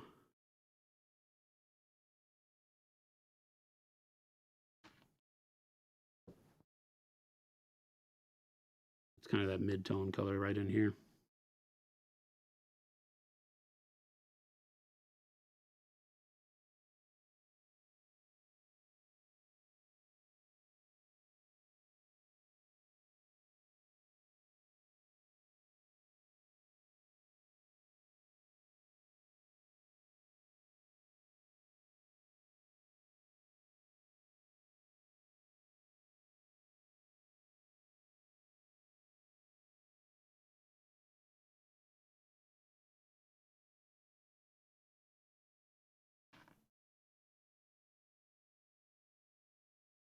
The brighter color right onto that.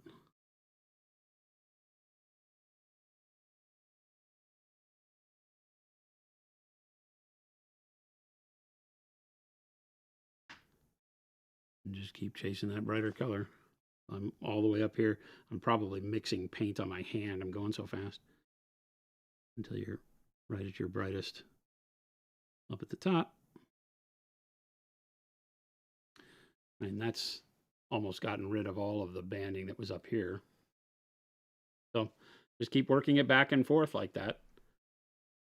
But remember that every time you go to glaze, you're not picking one color. You're picking from now you're having to pick from 1, 2, 3, 4, 5, 6, 7, 8 different colors that we have blended in here now. Mm-hmm. So each time you transition, you're going to have to blend between those. Right. Right. And then if we dry all this, let me show you one thing.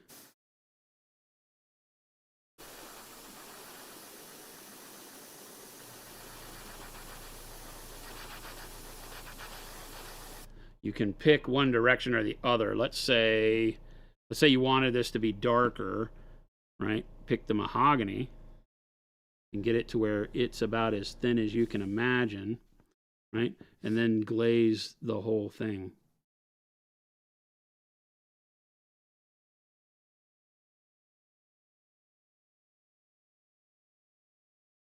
Just to tie it all together. Yeah, because that'll act like our transparents do, and that'll start bringing the whole model together. You want to go into the deepest shadows and everything, right? And then you can start bringing all of your color better matched together like so. And then likewise, you could do that same thing with the yellow ochre if you wanted it to, right? So you could take the yellow ochre, and it's going to have a much punchier effect, so you got to be very careful with this. Most of that off. And then again, imagine just going all the way down into the shadows with the yellow ochre glaze. Get a little too wet here. A little too wet. There we go.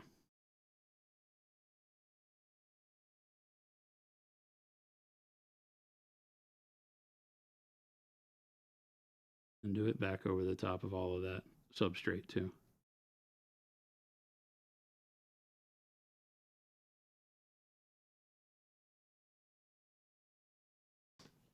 And keep playing it. We've got a little bit of banding right at that brightest area there. Right, like right along here. Right. How do you fix that? Well, like I said, you just mix your color. You just mix the color that you need there. And stretch across that area right where you see that rough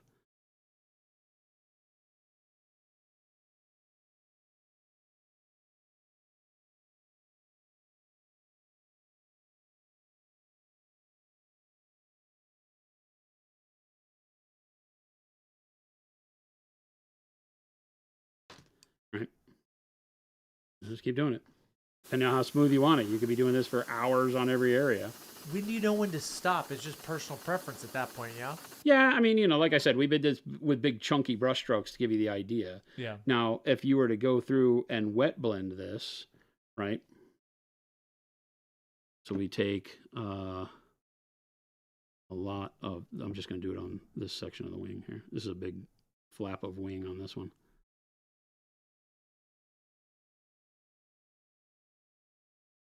Right, so again, with wet blending, like I said in that video, you want to make sure you have more material towards where the blend is going to occur. Can you come up a little, Jason? Oh, sorry. Then we grab the, this is a tough one, right? Because this is a bad shape for this. So we'll go like this and pull the, paint them up to one another here. Try not to get the mahogany on the yellow ochre right away. Right, and then taking that yellow ochre and kind of pushing it down into the mahogany as far as you want. Back here too, and then bring that up.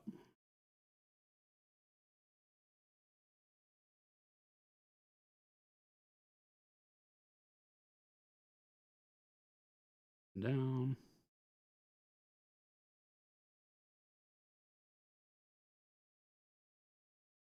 Right, so you can get a much smoother blend straight out of the gates that way. Which is why I was asking, because these are two totally different ways of painting. Right? Because if you're good with this and force the paints in and out of each other correctly, then you can wind up where you don't have to do a lot of repair. But this is tougher to figure out where you want your blended spot to be. So see here, once it's all dry, I've got the mahogany maybe pulled up a little too high. Right? So now you can take the yellow ochre and get it in a nice thin state. And you can glaze it. Again, where do you want the yellow ochre to end? Up here. So you can glaze it from down low to up high. And you can pull that blend of yellow ochre further down into the mahogany this way. Again, almost like what we did before, except we're not doing the whole thing. We're just doing that middle range.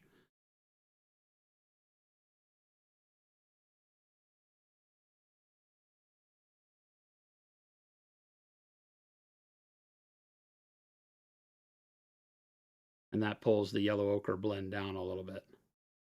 But you're always glazing up to the middle ochre, not down on this. Right? So that, but I will tell you, the hardest part of this is the blending part.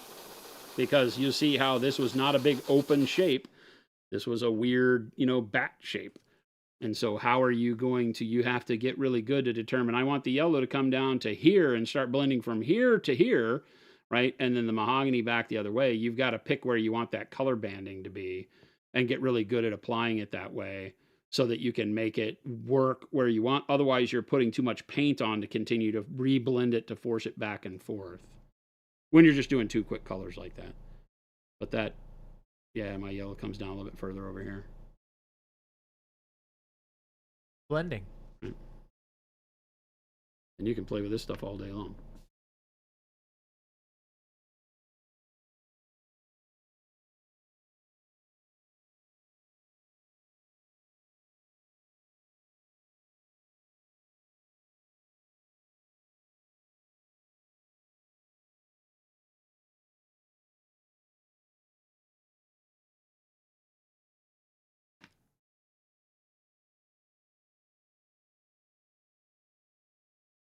Yeah, I guess you can just keep going till you're satisfied at this 100%. point. Yeah, so long as you're doing it thin, right? That's the warning that Yeah. I had on the other blended side, is that if you're not careful, then as you continue to go, you build up so much paint that you can literally obscure detail.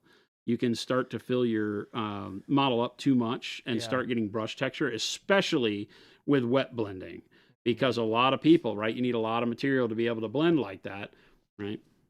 And you wind up putting so much material that even though it dries fairly flat, it'll continue to build up fairly flat layers. And so you just have to be careful with how you do it. Yeah, I can see at this point, like, you could get too crazy with it, right? Like you could. I mean, I don't know. I mean, what is crazy is it's only up to you as to how far you hit or overshoot what you were going for. Yeah. But yeah, I mean, you can continue playing and smooth it out further, and that got that band smoothed out pretty good there. But now it makes the wet blend look bad, right? So now that we have them side by side, now it's like, okay, now the wet blend looks funky. So now you're like, okay, well, if you fix the regular layering, then how do you come back and do the wet blend? Well, you do the same thing, right? You're hybridizing how you're wanting to fix it, and you're not gonna go back and necessarily wet blend every layer on top of another layer. That's where you start to lose the texturing game, right? So now that starts to look more similar. Those look pretty good. Nice. The wet blend is faster when you know what you're doing to edit and correct, and the layering one takes a lot more time, but is easier for you if you understand mixing your colors. Because the big thing that most people miss is that as you blend, right? Like, look at the wet blended side of this, right? On this wet blended side, how many colors are there? Can you tell me? 1, 2, 3, 4, 5, 6, maybe? 6, yeah. Probably 6. Same thing over here. You probably have 1, 2, 3, 4, 5, 6. Yeah, probably about 6 colors you're talking about. And so now you have to pick which of those 6 colors you're going through and glazing to fix your color banding, right? Now, when you look at how Mashik paints, right? Yeah. So he goes through here, popping close, right? If you look at this shoulder, he goes through here and he has bright pale yellow, right? Like pale yellow. Which one is that? Caramel brown. Caramel brown, yeah. The dark orange brown, yeah. The dark green brown, right? All the colors from his set, yep. Including the black primer, right? And so from the black primer to dark green brown, dark orange brown, caramel brown, pale yellow, bright pale yellow. And so he has all those colors on there. Now he has to literally go in between these areas, which he has given himself barely a brush width to do so. And he has to blend that black to the dark green brown on both sides, right? So he's going to make a color that is the mix of those, and he's going to stipple that color in that fine area there until he's happy with it. Then he's going to stipple the area between the dark green brown and the caramel brown, probably intruding on the caramel brown because the dark green brown is just a little sliver. And then he's going to go in from the pale yellow into the caramel brown, going back into the caramel brown, right? So he's got to pick a direction too, to drag this color into this one, because if you drag it into this one, you lose where your pale yellow is really quick. And then you're in the bright pale yellow, and he goes bright pale yellow, and probably brings the pale yellow over into the bright pale yellow. And then same thing down here, the pale yellow or the orange brown over into the bright pale yellow this way. So he's making a determination when he does that, which color am I pushing into the other one, so that you can take the mixed color and stipple it into the right color in the right direction to get that blend going. But otherwise you color over an entire color, and now you just have the blended color, which breaks your whole chain of value. That's the way he does his stuff. He sets up all of his sketches like this with these infinitesimally small blocks of color that he then goes and stipples his blend in between each of those ratings. And you can see, like, pull out, right? If you go back out, you can see that from a distance, this already looks great. Yeah, it starts to get, like, as you your start eyes to, blend it, yeah. because you can't see the different bands of color anyway. Yeah. So that's why his just look like, comically like AI or CGI generated smooth, because he's already banding his colors in such a precise blocked manner that they will appear blended to the normal eye when you go to the 3-foot test. Right? Yeah, I mean, like out here. Yeah, it looks like it's already done, right? It looks like non-metallic gold, but then when you punch in, none of this is blended. And he wasn't even close to done with that one. Oh no, he was frustrated and that's how slow his process is. Yeah. Right? He doesn't do anything super quick. Wet blending and blending. Thank you, Jason. Your big aha here was blending across the full panel with the final glazes to kind of filter. Yeah. Yeah. Well, and make sure that, like you saw with me on this one, is that when you do the chunkier you do your brush strokes, the more of that texture will survive the blending, right? And so controlling that is big from the beginning. Like your base coat and then your first layer and that first blend need to be where you're maybe stippling along the edge or maybe just feathering briefly along the edge instead of big chunky number 6 brushstrokes like I was doing to go fast. But you can see with even the big number 6 brushstrokes, you can clean it up to where it looks pretty good and you get good blends. Right? And then the wet blend, the same thing until I came back and did that final glaze, which now you have some brushstrokes that I'd have to clean up because I did that with the big chunky number 6 too. Yeah. So again, do it with a finer brush, do it with a lighter brush stroke, go slower, you know, all that. Take your time. Take your time. Cool. Thank you, Jason. You're very welcome, Christopher. That'll make for some nice little video content for the people. For the people. A lot of people were just saying that. They're going to watch that video 1,000 times. All right. I would agree. That's why I was so quiet, chat. I'm learning with you. I'm thinking dark camo green. You're thinking dark camo green, huh? Oh, let me focus. Dark camo green. I might do dark camo green here. We're just playing. Absolutely. I don't know what I'm doing. I don't know how this is going to look, but we're going to do it anyway. Why are you going to do this? Well, I'm dry brushing to get the tips dark. Oh, then we're going to glaze the whole thing, and then we got to work it back up and do it again. This is a lot of back. This is like that blend, but for a different reason. This is getting values correct. Right. When your brain doesn't wrap around bright in the shadows, dark in the highlights. Yeah. So you're having to play on that kind of teeter-totter this way. Yeah. You can teeter-totter this. Hey, whoa. Whoa. We already had that conversation, mister. Hey. You don't talk to me that way. Everybody calm down. You don't talk to me that way. It's 3:30, Jason. I don't care. I know, I'm just stating the time. I don't care. Shoot. That was great. I think a lot of people learned a lot from that bit right there. Oh, Jason. good. I hope so. I think just in general from everybody saying that. Good. Yeah, and like I said, just going fast, you can see what you can get. We did that in what, 10, 15 minutes? 30 minutes. 30 minutes? 32 minutes and 15 seconds. 32 minutes. So in very quick, you can see the difference between the two, but either one of them would be passable. You'd want to clean them both up. Sure. If you were going for a competition like the original thing was, but we haven't done highlights. We haven't done any of the shape of these things. Yeah. So this is really how you look at doing what I call a blended base coat. And then from that blended base coat, now you do your highlights and your volumes and everything else, because if you pay attention too much to the volumes, like the bump out in the wing is going to be brighter in the center of that flesh of the wing because it's convex here. Yeah. Right? So it's going to catch a highlight down the length of it like a cylinder in each of these little wing panels. And so you still have to do all that. And so remember, a lot of that hides your base coat flaws. As you do your highlights and you blend in those volumetrics, then you're covering your base coat.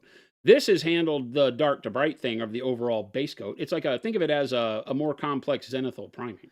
Okay. Right, is what we've done here. So like when I wet blend, it's really for my base coat only. I don't usually wet blend details. You wet blend base coats, and then you build the details up over your wet blended base coat because it gives it a nice smooth transition of color that would have taken you 6 colors to do if you mixed them. So now you did that panel real quick. You can move all your big areas and wet blend them. Then when you go back and you do your details, like your volumetric highlights, like sketching in all of your lighting, doing non-metallic metal and all that, then you clean up and refine what you've done. So you don't have to worry too much about it all being exactly perfect on the base coat. Again, go watch like a Roman Lapat video, or go watch a, forget them all, insert Spanish painter name here. And you'll find that most of them do this. They're very sloppy. Now, the problem with their videos is they go from sloppy to amazing refined surfaces and don't show you the magic in between. That's the hard part. A lot of it is airbrush. Right, so what we're not showing on this one, which we could because we have the airbrush. You want to do that? Yeah. Let's do that. I want to see what. Let's do that. We have the airbrush here, so let's take some time to show you what the real magic is. Okay. Yeah, I'm curious to see how you take it to the next level. I guess it looks great, but yeah, I'm curious. Yeah. So we're gonna mix the 2 colors. Yeah, but wait, there's more? Yeah, you'll have to edit this. That's fine. Because one of the easiest ways to fix your blends, and this is true of late in the model too, right? And a lot of people have a hard time with what I'm about to show you because I don't remember how much of the yellow ochre I put in. Let's just pretend that was that much. is that, you know, even a model like this, I can go back and airbrush the skin and the metallic area of, and not have to worry about being super fine with my airbrushing, because I can do it with such a thin color like what I'm about to show you, that even if it bleeds over, it helps blend all of your composition together. So you'll find a lot of times you do that with like a really cool coloration. If you wanted to add like a magenta undertone or a purple undertone to the skin, you can do that. And if a little bit of that overspray, because it's so thin, if a little bit of that overspray gets on the areas next to it, you never really notice, because you're talking about ultra translucent paint. Yeah. This is what I'm going to show you now. And I'm mixing a lot so you can see. Well, so call that 50-50. I don't know. And then now it's 50-50 thinner to paint. And that was glaze and wash medium? Glaze and wash medium. Okay. And now it's, I don't know what that is. Now it's 33, 33, 33. I don't know. Okay. It's a third, and a third. 1 to 1 to 1. Paint to medium to water.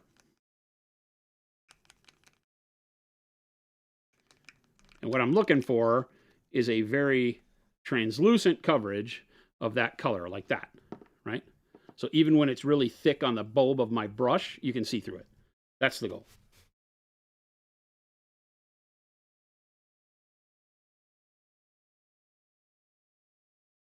I'll test it. That may even be too thick. Yep, that's still too thick. More agua. Water over glaze and wash medium here? Yeah, because I want it to be less viscous, so it doesn't matter how it flows. I'm going to hold the brush back and feather it on there with the airbrush anyway.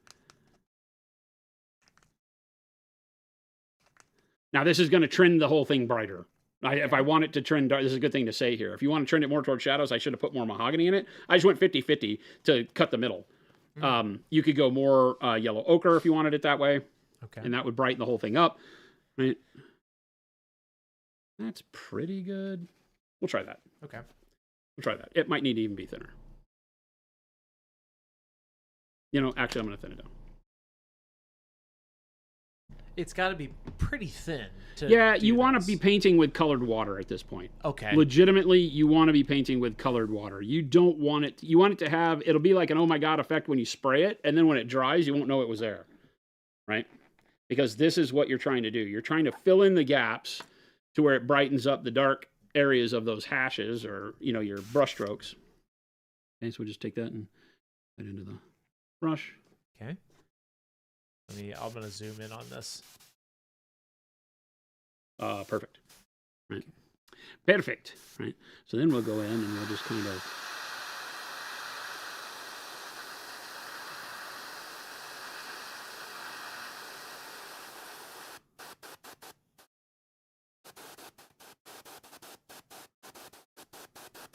Can you walk us through this? Well, here what I'm doing is I'm just going across these lines where I see the colors being a little rough.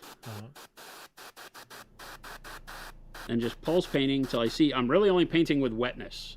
Okay, I'm only able to see where it's getting wet. I'm not really seeing a lot of color. So let me see if I can hold it for you. And we'll go across this bottom line here where you can kind of see where it goes mahogany to the next color. Right. I'll just go in here and you'll see a little bit of wetness. Do you see that? See the shine? Yeah. Just aiming right there where the rough texture of my brush was. Right? And now where's the texture of my brush? It's gone, right? Now, go up here. See this line where the yellow ochre starts to intrude? Yep. Let me find it again. Yeah, right there.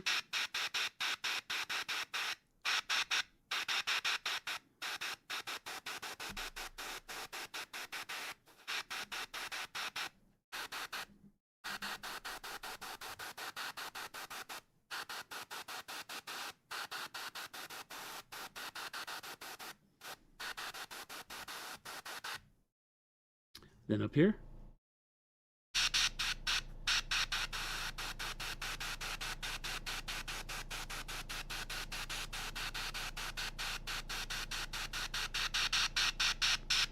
It's going to be harder to do it with this one color because it isn't going to be quite bright enough to cover the bright spots necessarily. so I probably would go in under normal circumstances and add a little bit more yellow ochre as I get up here, but I'm just going to throttle back, or I'm going to throttle up a little bit and put a little bit more paint here and see if we can't pull it off by covering up more.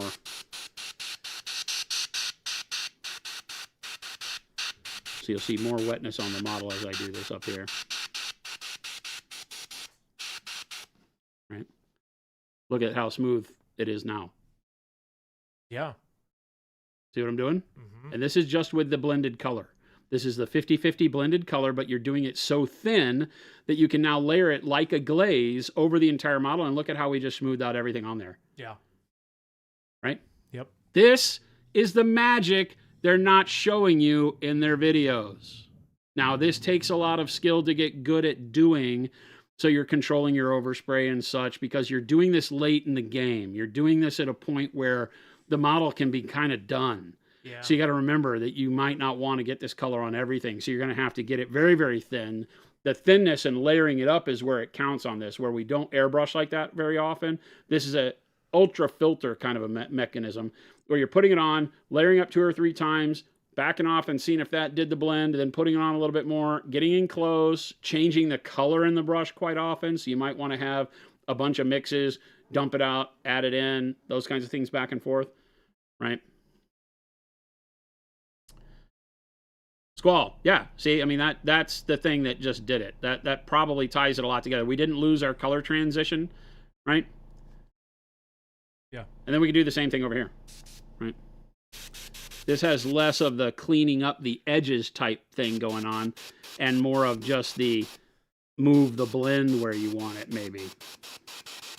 So I don't know. Hopefully you can see a little bit of the shine. Yeah, I can see it. It's faint, but I can see it.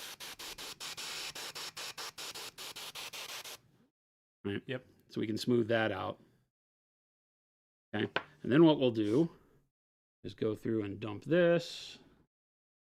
But we can dump this back in there.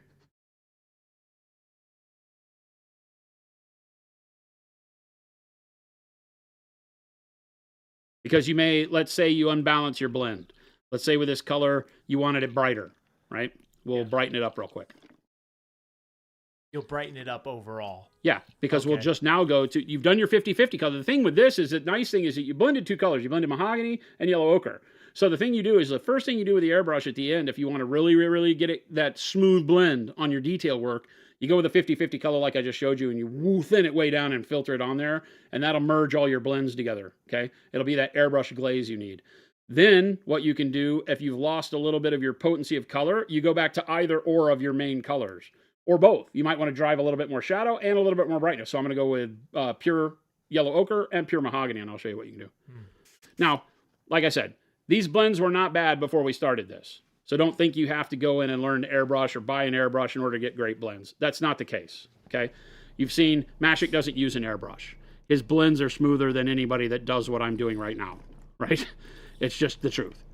But it doesn't give you a lot of ability to do various materials, whereas this does, because this will keep the material. So if you were just getting your colors blended, but this won't overtake your textures unless you really want to. So if you have some very high contrast textures like on non-metallic metal, this won't take that away.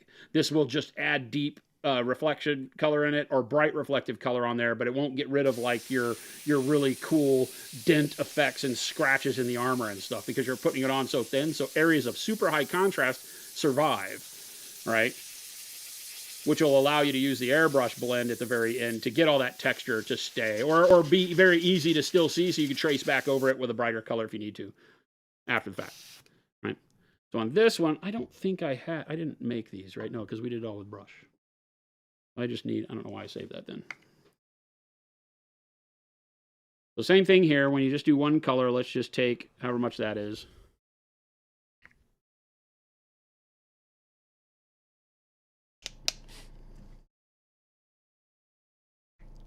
(50-50) with glaze wash. And then make that a third. This is probably 50-50 all of that with the water, right? Is because we kept adding water. Yeah.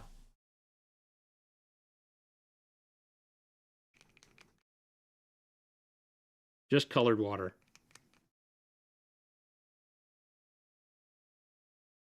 That's great. I can already tell that's great because see how it's not sticking to the cup bottom? Yeah. Yeah. I already know that that's perfect because when we do that and put it out here, that's super see-through and that's a lot of paint on my hand. Right? Perfect.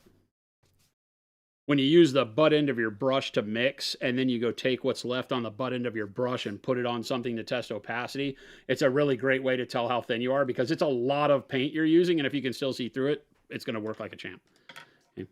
Now, I will implore upon you that this takes a really good trusting and competency with your airbrush because this paint is very, very thin. Thin viscosity thin. Right? And remember, thin viscosity thin means it'll spider web out if you hold the airbrush in a place too long. You've got to really be focused on controlling your spray because this is like spraying pure water out on your model. So not a lot of pressure. You want to ride that line that I was talking about in the video about paint, no paint. So I'm going to come back in here, pop in close. Start up here at this hook at the top to show you what we're dealing with, right? Like that. Yeah. So you get some, but you can still see that mahogany underneath because I didn't paint that part. Right. Right. So again, I'm just going to kind of pulse paint from the top, getting it wet. You can see that being wet. Uh-huh. Yeah. Yep. Yeah. Uh-huh.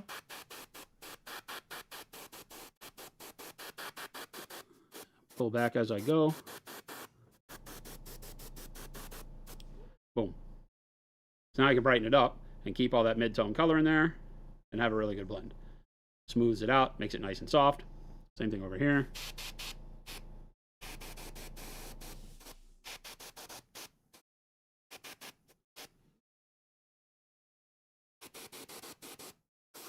You're not having to really paint. You're just filtering a bit. You're not even having to cover. I mean, you probably want to cover the whole area depending on what you've got, but I can't. I mean, there's no brush strokes here anymore. Maybe one right there. I see a little bit right in there. Right? So if we wanted to, we can come in and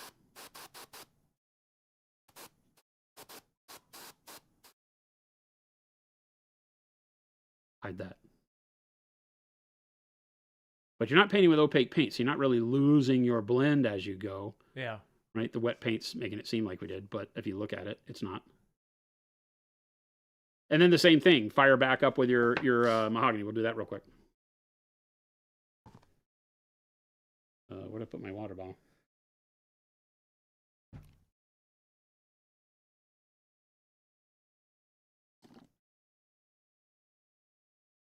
I wish I had a model that was painted with one of these colors that I could show you how it works on like a finished product. What do you mean? To blend. Oh, yeah. Because I would really like to show you. I mean, I kind of do, right? I kind of have this. No, he's not done in yellow ochre. I don't have anything over there on that side.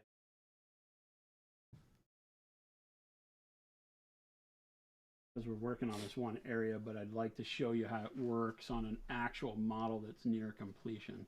If I have any of these, well, hell, I got a clean airbrush. I can use whatever color I want. True. What do I have that has some rough areas on it? Ooh. A blood angel, says Brent? If I do my orc. Yeah, I mean. Do this guy. And just show you live. Would that help? Sure. What I'm talking about with over a finished model? You got time? Yeah. A little bit of time? What do you mean we got time? All right. We got so time. let's look at this guy. This guy I think would be a great one. So we've got yeah. We could do like on the muscles, right? Okay. If you look, we've got a lot of texture on the muscles because all I did was, brush. But what if we wanted to smooth a little bit of that out? I still like the texture for the skin, but what if I wanted to smooth a little bit of that out on the highlight? So it wasn't like a big drop of color there, right? Some of that color, well, this one on this muscle is pretty good, but like this one up here, you can kind of see a line. You wanted to smooth a little bit of that out. Like down here where we have a line. Yeah. If you want to just help blend that across, because that's like a line where I sketched to the line. But that's not a hard edge on his pec there. It's a little more of a curve. So it have a little bit more of a subtle shine to it. So let's mix up a green. The problem is this is all done with expert acrylics. Expert acrylics. So let me figure out what that color will be. It will be yellow green. Oh, you're blending the. Yeah, we're gonna blend. We're gonna blend just like he's talking about. Like I have Yeah. some banding where I've done my blending. I've got some sketchiness. So now I want to go back in and get these the tops of these muscles blended nicely, right? So how am I gonna do that? Well, this is a really good color. That's pretty close. I need to brighten that up. So I'm gonna do that with pale yellow, and see what we get. Pale yellow. Yeah, because it'll desaturate it. I'm not looking for bright yellow green because bright yellow green is too much, I think. Yeah. This with pale yellow will be a desaturated, brighter color. Oh, okay. This color's pretty much on par with what I've already got on the model. I thought you were just doing straight up pale yellow. No. Okay. No, this with pale yellow. Yellow green with pale yellow. Now this is harder because we didn't just paint this model, so I don't remember what colors I used. So don't sue me if this doesn't look great. It'll look great. Put 2 drops in there.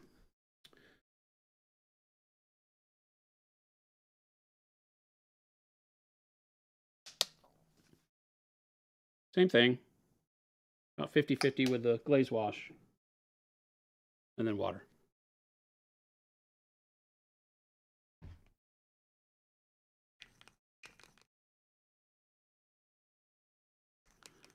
I think that'll be great.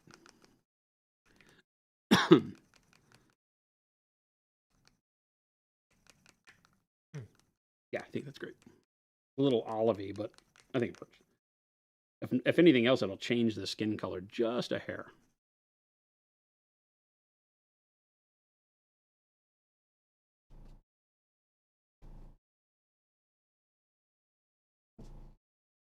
Perfect.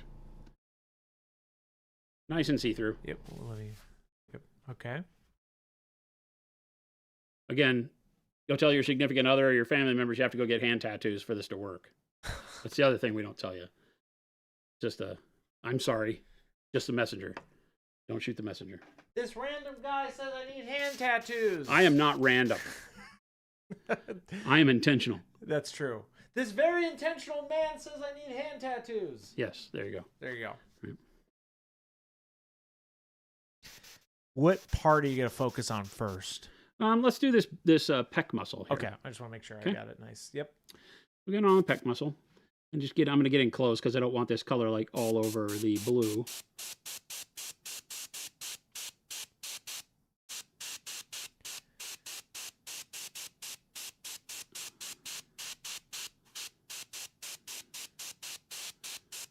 It's a little hard to see. Yep. Yeah, just blended that out. Yeah. On this over here. Yeah, that'll be that muscle. Yeah. Okay. Right there's perfect. Does that give us a good shot? Yeah.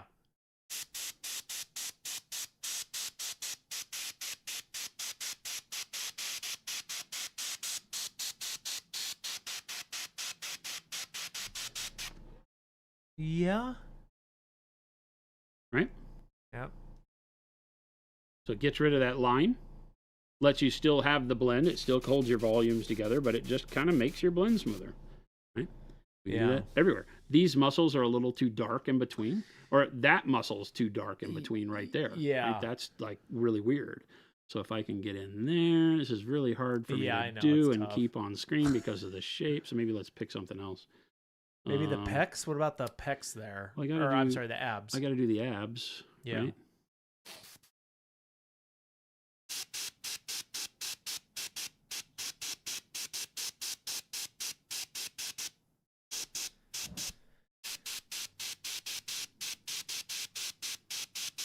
It's very subtle.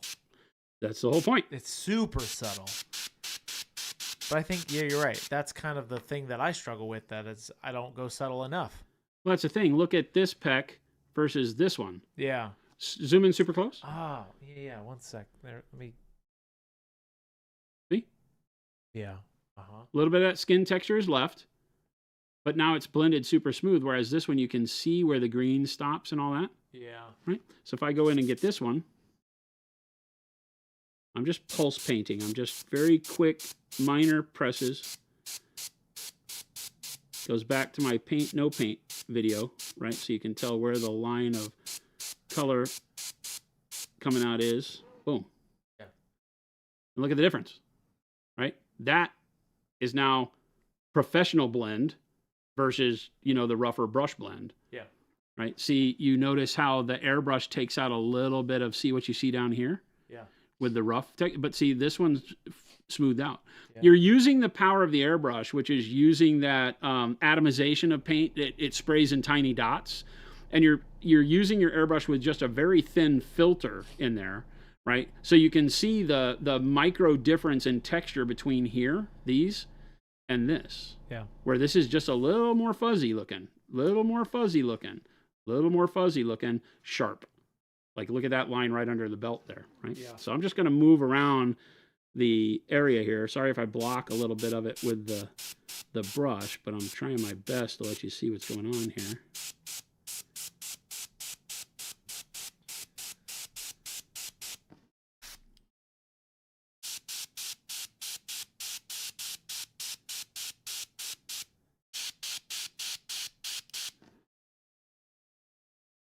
Yeah, I got tip dry. Yeah.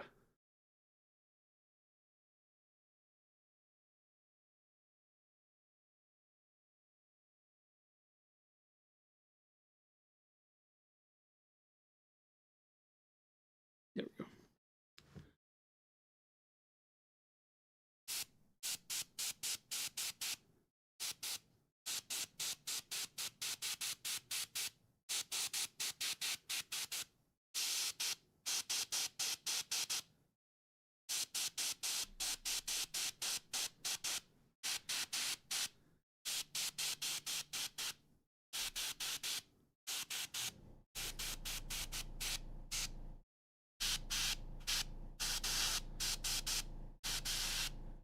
Teeny tiny amounts of paint here, folks.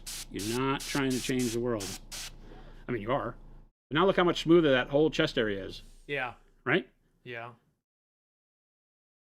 Are we seeing it? I'm seeing it. That had a question mark at the end. No, it's a, because now that I'm seeing it, I'm trying to remember the other side, and I'm looking back over here. Yeah, at just these look at muscles. So yeah, I'm seeing how it's starting to all come together. You know, look at like the stuff back here. Yeah. Right? Yeah, that's the texture in the skin I really like, but notice how this is all very defined brushstroke, right? All of that is brushstrokes. Right? Look at these two spots up here on the arm where you can see how the darker color comes between the brushstrokes, right? Like you see the horizontal nature of the brushstrokes I've used, and look at the darkness that's between my brushstrokes. Yeah. Okay? Can you see that? Yeah. Okay, now watch what happens when I just go through and do this a little bit at the top of this arm muscle here.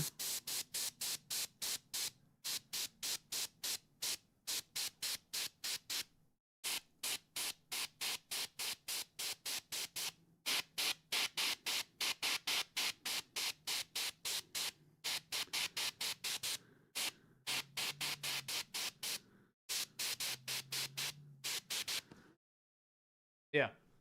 Right? Now look at it. Those dark lines don't intrude as much. Yep. Same thing right along here on the bicep, right?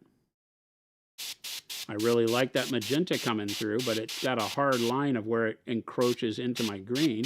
So if I just spritz a little bit of this, and it is just a spritz, right? Yeah.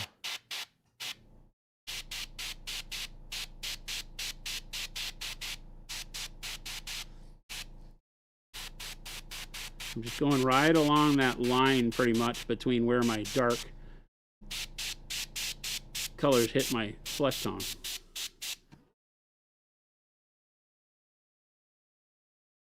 And you can see the difference between the sketchiness up on the hand and what I just did down here. Yeah. Right? Right.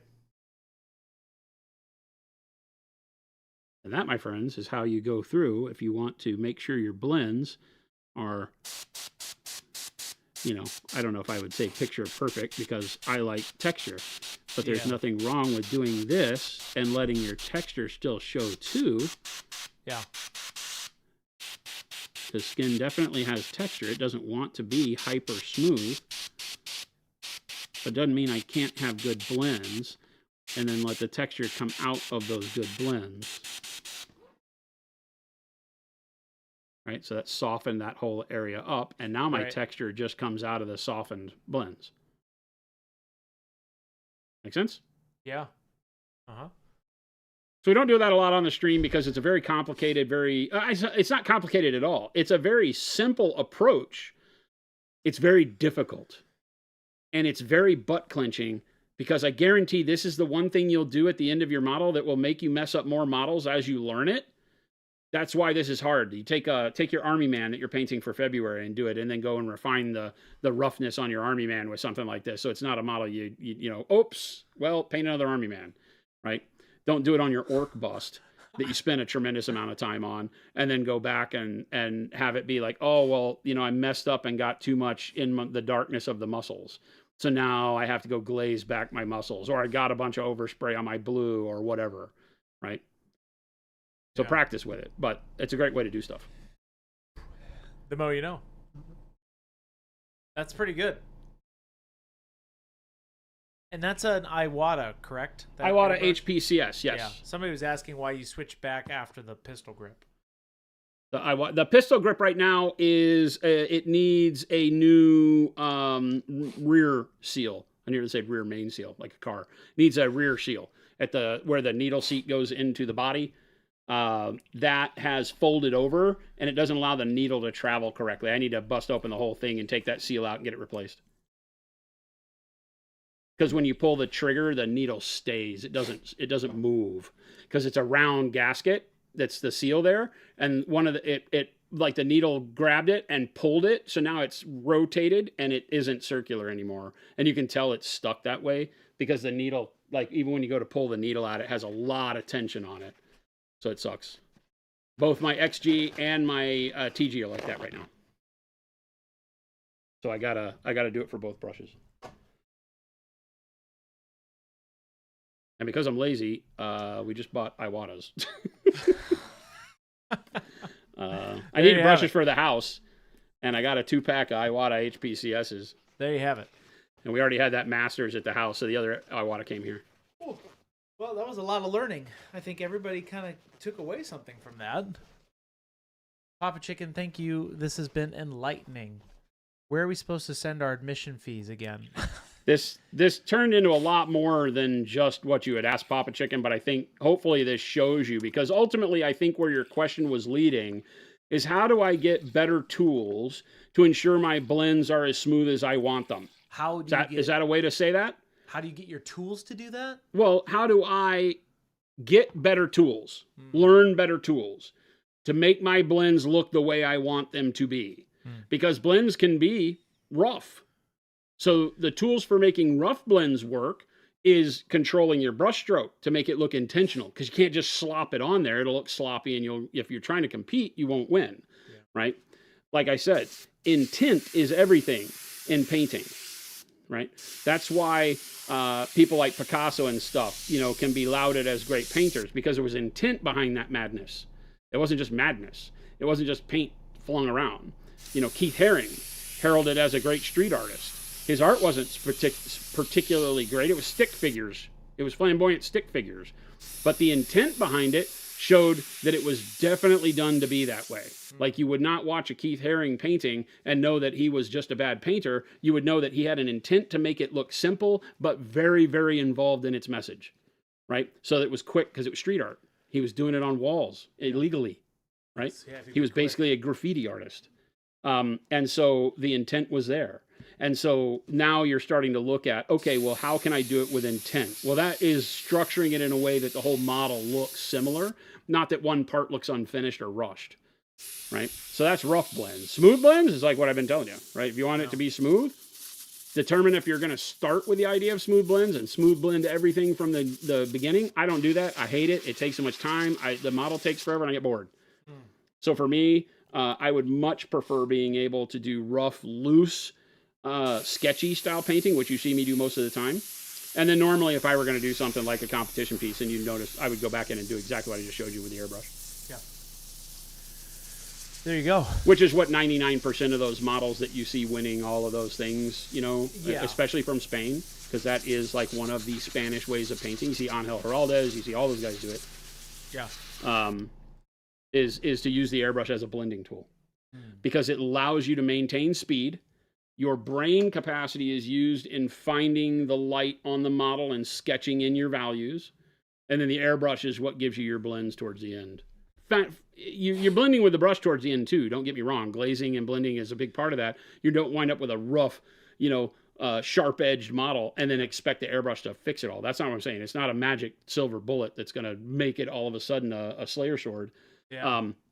But it's a tool like you saw there. The muscles on the orc didn't look bad. Yeah. Like, I don't think that when we look at the orc, we wouldn't have thought the orc was a bad model until you see me blend with the airbrush like that. And then you're like, oh. Yeah. And by doing so, what it did is it amplified the texture in the cloth, actually, as I smooth things out on the body, right? Right. That now the texture on the metal and the leather and the texture on the cloth has more focus as being texture for material, because now a lot of that texture is gone on here. But if we get in close, which, can you pop in close? Yeah, yeah. Right? It is still there. I Yeah. still have that nice texture. It's just not this anymore. See this little texture on the skin up there? Is not down here. It's now blended just because of that airbrush did all that horsepower, and it doesn't look quite as rough as that is Right. in all these areas. Whereas back here where I didn't finish up with the airbrush yet, like this line here is still pretty rough because I didn't do anything there. You can see every brush stroke.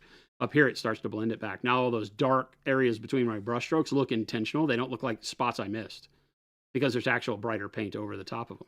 Right here, that magenta still shows through and gives me the idea of what I wanted, but it now blends better. It isn't just a harsh line of magenta and then green, right? Yeah. And if I did right here, then I could smooth that out, that little smiley face line, right?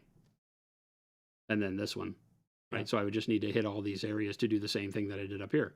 And all of a sudden now you can make your blends look as smooth or as rough as you want them. You have full control. You just need to have very good control with the airbrush, right? You got to be safe working in like 1/8 of an inch away from the model and working in bursts that don't spread paint all over the place. So there's a lot of practice comes with it, but once you get it, it's one of the most amazing ways to paint. Whittle Goblin, thank you so much for that raid. Welcome in, Raiders. Wow. That was a lot of good info, Jason. A lot of good info. How did Jason's needles and the other airbrushes get damaged? The needles are not damaged. The seals are damaged. Is that just because they get old at some point? Yeah, it's use. Those are years. I mean, those Grex brushes are 4 years old now. They're 4 or 5 years old. And it just is one of the failure points on them. It seals. Okay, so the needle travels along a race, and there's a seal right where the needle comes out of the body of the brush and into the area where the paint lives. Right, so you pour paint in and it comes down into the barrel here and then goes out the needle, right? This area behind where the trigger is has a seal, and that seal over time wears out. And what happened is, because paint can build up on the needle where the seal is if you sit it there for a long time, especially with like the hard water here in Arizona, we get like calcium buildup on the needle. Yeah. Doesn't have to be very much, but it's a little bump on the needle. And then when you pull the trigger and it pulls the needle through the seal, that little bump starts to tear that seal over time. And so the seal eventually rolls and gets pulled back into the race. It's a bigger O donut seal, and it gets pulled backwards a little bit, which shrinks its diameter, and now the needle doesn't go through it, right? And it's tight. So I just need to pull it out, pull the seal out, put a new seal on it. The needles are fine. There you go. It's just a part that wears out. Otherwise, if that seal wasn't there, then when you put paint in your brush, the paint would run back into the trigger and the valve. Right. The paint only goes forward, doesn't go backwards. Just a thing. Just a thing. A lot of info, Jason. Thank you so much for that raid, Weedy. Welcome in, Raiders. We're talking all about blending today. The last hour, you can go back and watch the stream. I'm going to cut it up because there's a lot of good info in this one. They're always good info, but this one in particular, I think a lot of light bulbs were clicking for people. I know it was for me. Red Dagger says, we need more streams where I beat on you while you do the stuff. Me? Yeah. We'll do some more. I think blending would be a good one, Jason, at some point. Papa Chicken, yeah, thank you. That was a great question. And I got carried away with it. I hope that doesn't dissuade you from thinking that you can make great blends with just the work you're doing. Yeah. So, keep doing what you're doing. No, I think, you don't need to be sorry, Papa Chicken. I think that was I think you asked the question, and everybody asked the same questions, and we tried to... Today was a 6 mixing cup day, Chris. That's a lot of cups. That's a lot of mixing cups. But overall, that's the whole point, right? Your question, somebody else has that question for sure. So if we could starting to build up flames.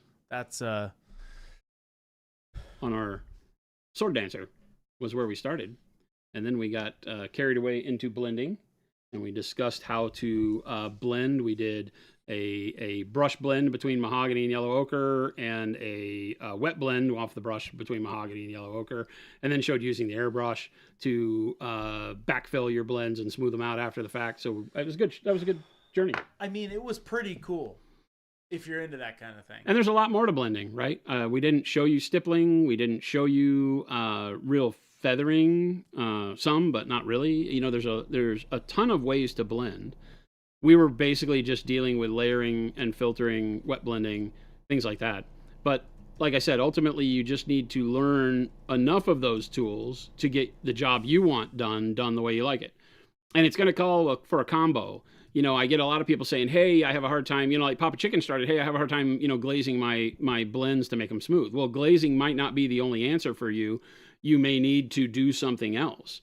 You know, whether it's the airbrush or whether it's the wet blend. You know, wet blend can give you smoother blends to start with, and then your glazes don't have to work as hard, but that requires you to be really good with that determining of where the blend transition point is.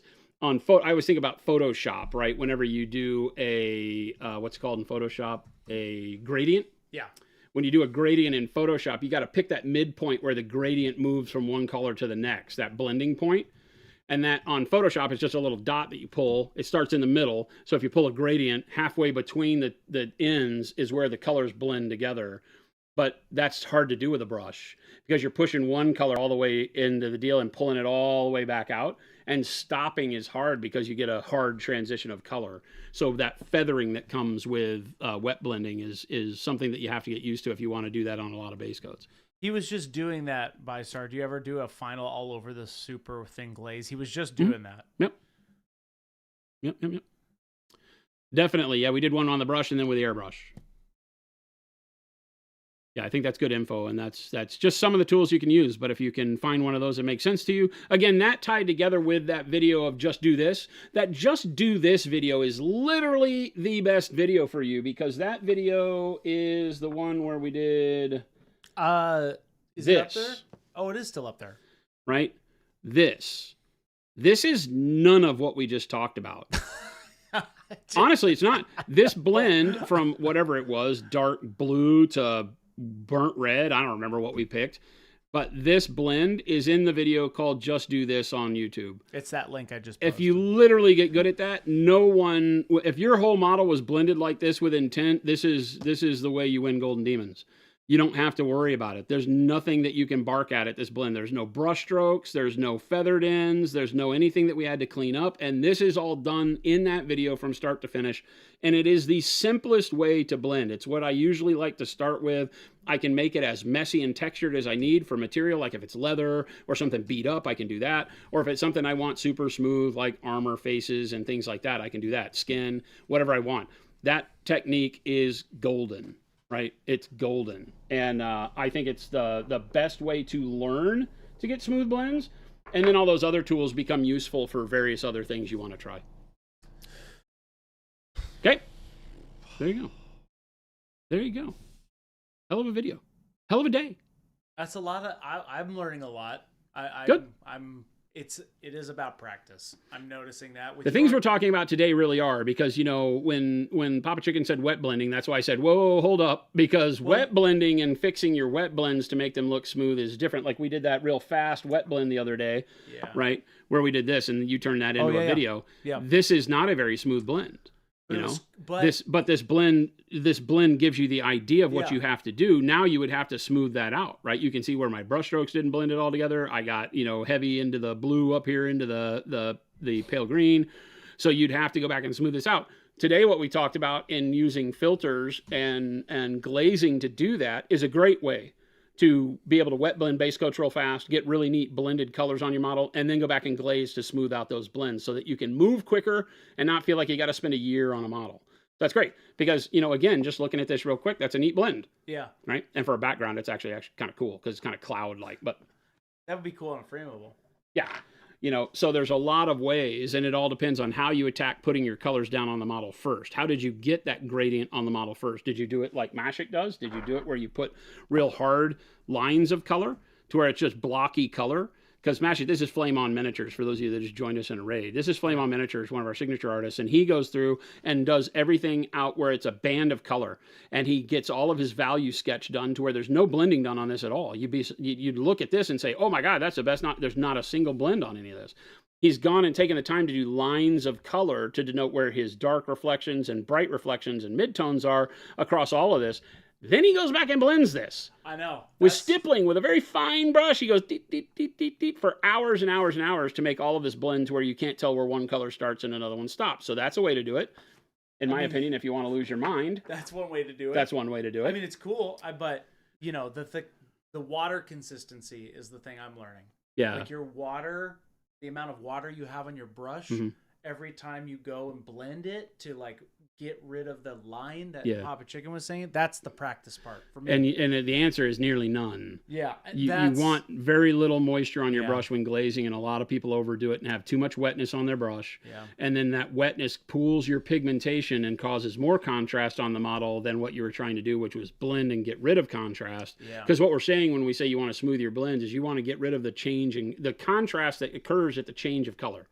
Right? Yeah. You think of a candy corn and it has orange and yellow and white. Yeah. And you can see the line between all of them. So what we're talking about is how do you get rid of that contrast that's caused by putting a dark color next to a lighter color. Yeah. And you have to take a mix of those two and blend them together. But then you create another band of contrast between the mixed color and the other one. So if you go from a mahogany to a yellow ochre like we did today, that's why those two colors needed to turn into 6 to get us to look smooth. Yeah. And you probably could go to 7 or 8.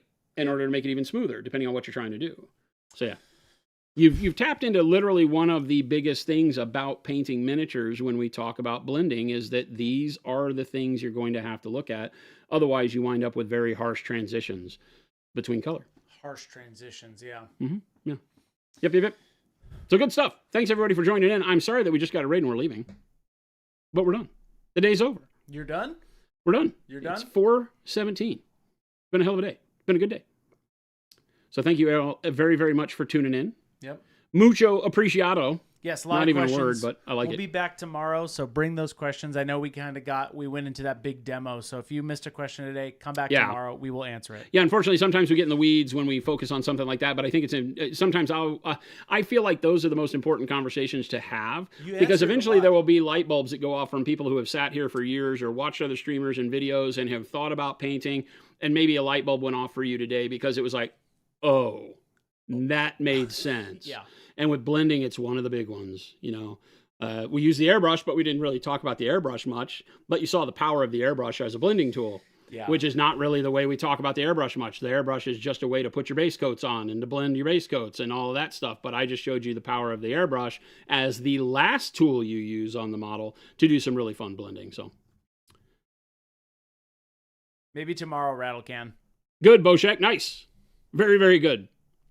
So thanks, everybody, for hanging out with us. Always love sitting around watching paint dry with you. We did also get some good headway on our sort of green-yellow flames. Yeah. Right? So this is a couple of passes. Now we've done the white in the trenches, so to speak. And the next step is to take the dark camo green and dry brush it over the top of this. Yep. So you want to do that real quick? Do you have to go? I'm on the clock, man. Oh, that's right. We're on new time, aren't we? Technically. Ooh, we keep going. Forget it. I just lied to you. I forgot we have a new schedule this week. This is our first week where Chris is on the clock. Technically, I'm on the clock. He can't leave at 4 anymore. I don't leave at 4 typically.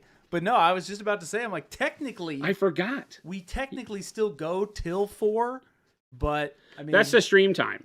But now he works past 4. Yes, I do have to reply to a couple things. I'm getting messages. But we got like 20, 30 minutes. Oh, you're fine. Perfect. Yeah. All right. I just lied to you. So hang tight. We're going to have some fun. We're going to go in and do the, because I still have the paint over here. So. Yeah. There you go. Overtime for typical time. Like I said, we go to 2 p.m. to whenever Jason's ready. No.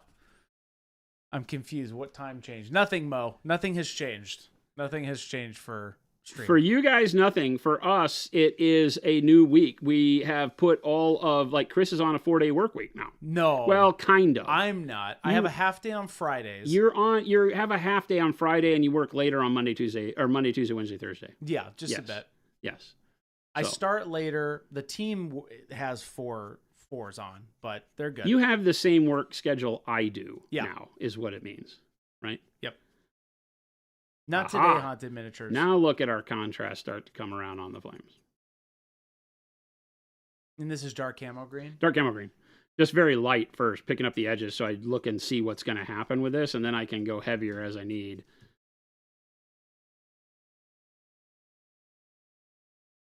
Sorry, I do need to reply to a couple quick.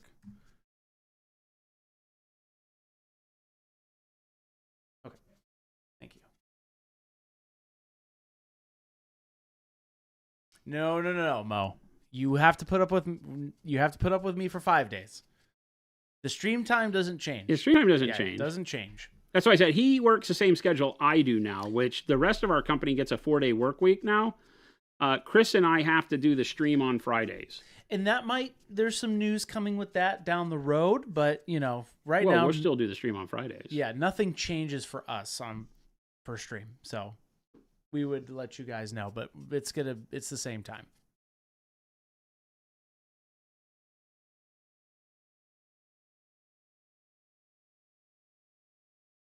We need to get Jason to wear a Monument Hobbies branded beret during this in the weeds sessions. We could. Beret? A beret? Like a wee French art beret? In the weeds? When we get dug in with like those advanced conversations, I think is what they're saying. Doka, no. That's funny. Is that black? No. He's dry brushing dark camo green. Dark camo green. Travel Cedric. Yeah. Is the news that I'm joining the stream next week? Well, thanks. Doka. No. Doka. No. We're here. We're not going anywhere. Go Center. EU painting stream win. That's the change, and that's what we got to figure out. Yes. It's coming soon. There's a lot going on between now and Adepticon.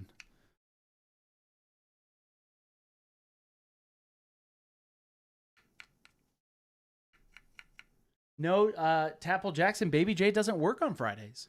Nope. It's just me and Jason. The whole office is off on Fridays except for Chris and I. Most of the company has been for a while, since the beginning of the year. Yeah.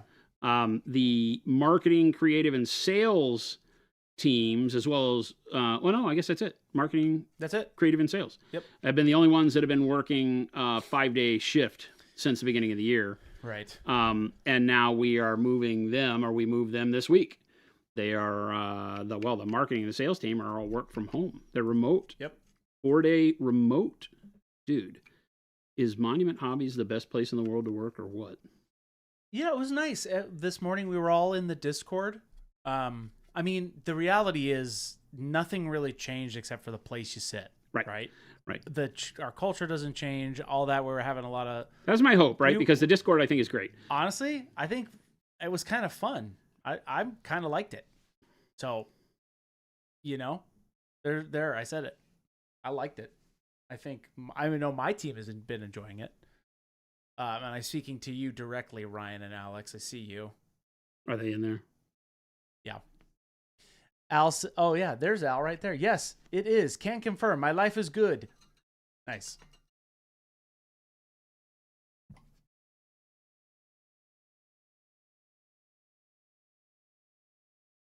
Still waiting for the trucking fleet, says Tim. So, why did you go straight dark right away on these? I can see the contrast, but to get the contrast built up for the edges, because this is where kind of that smoky edge would be. Oh, right? Yeah, I guess so. Yes. Right, because again, you're trying to figure out like the inner flame bright, outer flame darker. Yeah. And so this is kind of my way of doing that on this shape to figure out the shape, because this now helps guide me a little more. I'm gonna stay in right there. Right. And then unfortunately, I thought we were quitting. So I No, you're good. I got rid of my mix. So we are a 7-cup stream today. I put your extra cups below you, by the way, in a little bin. Cool. Because I cleaned up for you, Jason. Oh, great. That means I'll never find anything again. I'm building a little store for us. You guys can't see it, but we got a little store going on. Keeps us accountable. We have so many models in just this room. It's insane. I think at some point we should bring all of the models in here, Jason, to intimidate you. No. No, I don't need to be reminded of my past mistakes. I can understand the current mistakes are good enough. We'll put those in beautiful boxes and say, those models are somewhere. This is transparent yellow and water. About 50-50. So why are you switching over to transparents here? How about you just mind your business? No, I mean that as a real technical How about question. you just mind your business? Okay. I was asking for real. How about you just mind your business? Oh, mind your beeswax, Chris. Ace is asking, is the secret sauce going to be available on the EU online during Adepticon? Also, did you have the release more expert acrylics? No, it will be at Adepticon. When we are at Adepticon, the EU website will have a limited amount of sets. Yeah. By limited, I mean limited. Once they're gone, they're turned off of the site until worldwide release in May. Yep. So that's it. If they last all of Adepticon, woohoo, we win. If they don't, well, tough noogies. Yeah, I think... So we will keep updating you. You are in the prime spot being here on stream. Yes. To be able to know when that is. And that's the message So there. keep tuning in, and we will have updates. There's a teaser video coming out this week that'll show you the name for the whole line. Yep. That's going to be exciting. So Chris has got that slated. When is that? Wednesday, Thursday? Thursday. Teaser video on Thursday. So you guys prepare for that. That's going to be a lot of fun. This brings back the core yellow over that white. Right.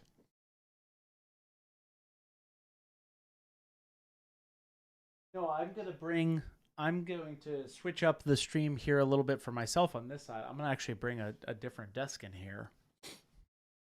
Too. What was his office desk. Yeah. Now going to become the streaming desk. It's a stand-up desk with a... You going to bring the treadmill? No. That's at home. Okay. That's for the first part of my day. Okay. I'm not walking and doing stream. I was going to say he stands at a standing desk with a treadmill, and I was excited about him like on the treadmill during stream. It's too loud. Oh, that's true. It does make a... I'm going to have a balance board, but I can't do the treadmill. God, no. Yeah, I'm not going to allow you to do a balance board while you're on stream. Oh, you won't even notice. Oh, well, when you bust your butt, I'll notice. No.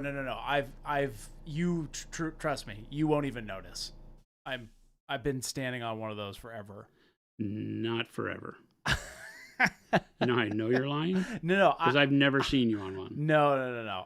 I'm confident. We'll see. I'll show you. I'll prove it to you. I don't know that passes muster with insurance, so I don't know that I can Jason, allow that. I walk on a treadmill. That also doesn't pass muster with insurance, and my HR person does it too. So there you go. My insurance and HR person does one. You've seen me on my treadmill walking and typing. Right.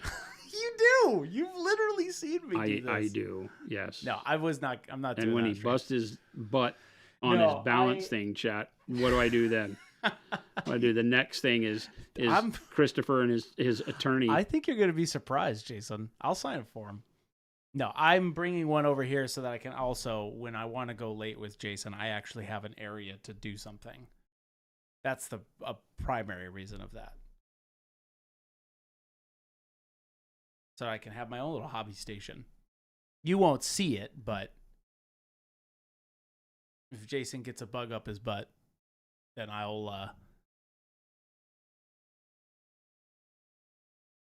be able to do stuff. Wait a minute. Bug up my butt for what?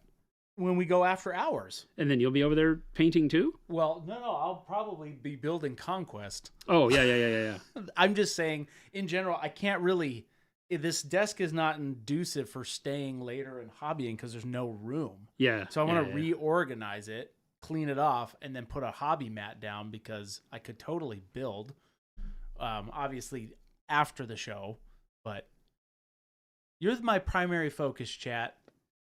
This is where I get lambasted for not answering questions. Darth says, yellow is so weird. I don't see much difference between the pastel yellow and transparent yellow you're putting down. Am I missing something? What do you mean the pastel yellow? I don't know why I just gave you that accent, but in my mind, that's what you sound like. Like, this looks a lot different than it just did. Is that what you're saying? You can't tell the difference? I think between... Why did I just put this on? Yeah, I think that's what you're talking about, Darth. What I've done is here I've created a spot where we have a greenish yellow, right? Not only from the overcasting, if you want to call it that, or the oversplash of the dry brush, but also just from the yellow-green that we used. And now we have a pure yellow in where I painted the white. So even if the camera's not, it is kind of. Yeah, I can see it. It looks good, yeah.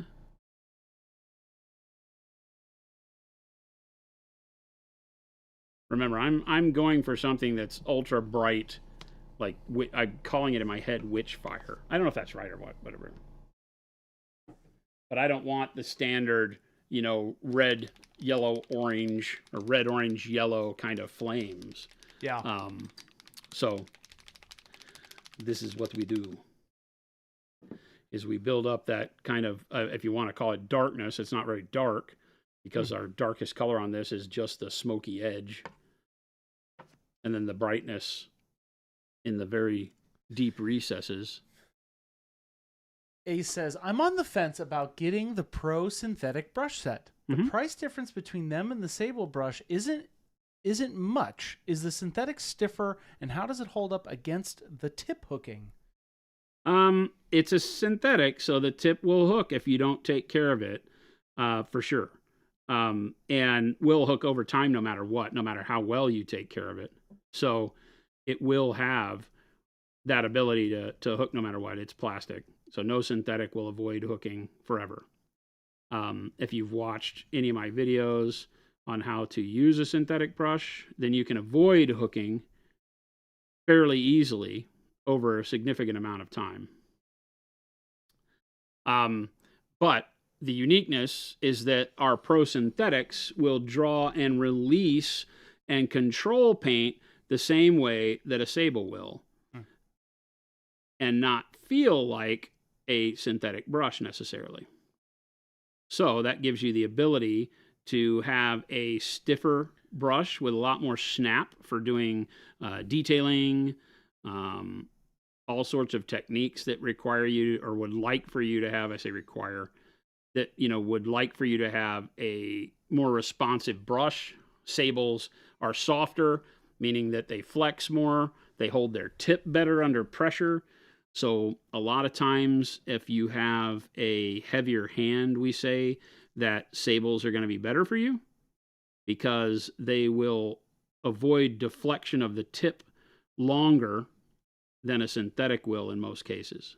Now that changes as size of the brush changes a little bit, but overall it's a pretty general statement that works. Okay, so now with the white back in there, we have now made all of our yellows the darker color, right? And this is no longer the white with the glaze wash. This is pure titanium white. So this is vibrant, bright white.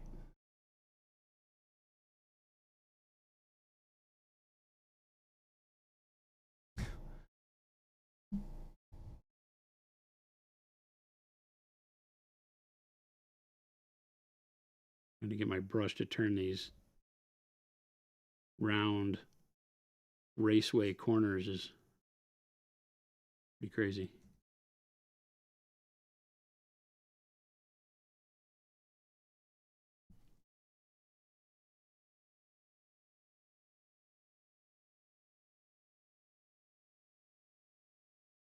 The key here is not to cover up all of my yellow and let the white just kind of sit in there as the spark or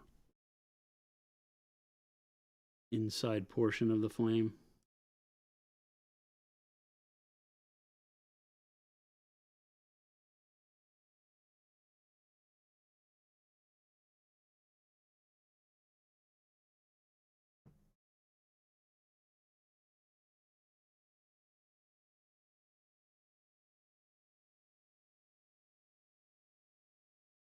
some point in time, painting fire in this volume is trying to paint liquid inside a glass. Yeah. That's a plastic glass, because there really is no inner fire. It's all on the outside, right? It's just the recesses is as close as we can get to faking you into thinking it's on the inside of the model. Because then you're going to really what we're trying to do is paint the light that's right in the middle, and there is no middle. It's all on the skin. So, you know, you're fooling, like I said, like painting liquid in a glass or a bottle. When that bottle is hard plastic, you can't see through the bottle.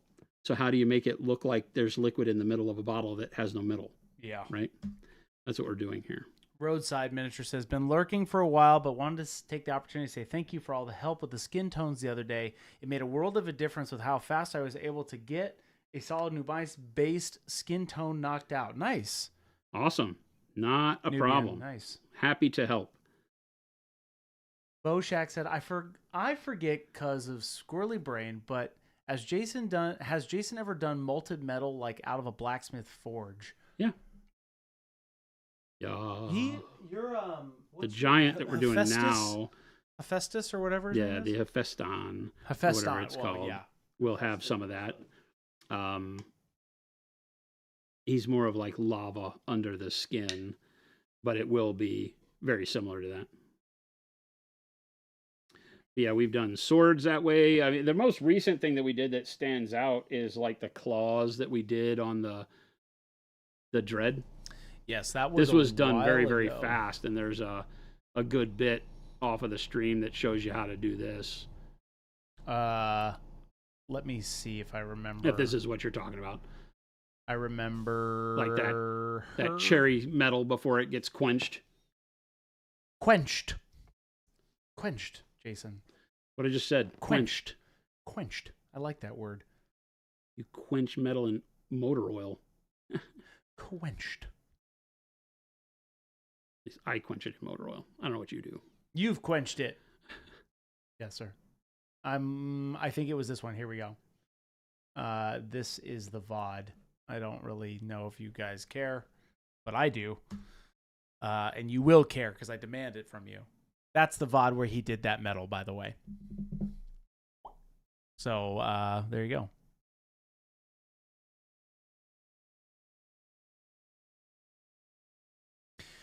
Stump says, I love you all, but it's time to feed the wife. Thank you for chat and questions. Thank you, Chris, for the production quality. And thank you, Jason, for the knowledge. Hey, absolutely. Thank you so much. We appreciate that. Thank you for hanging out with us. Have a wonderful evening. I mean, if you're into that. The stream and evenings and eating and all that stuff. And making your wife happy, I think. Yes. Yes.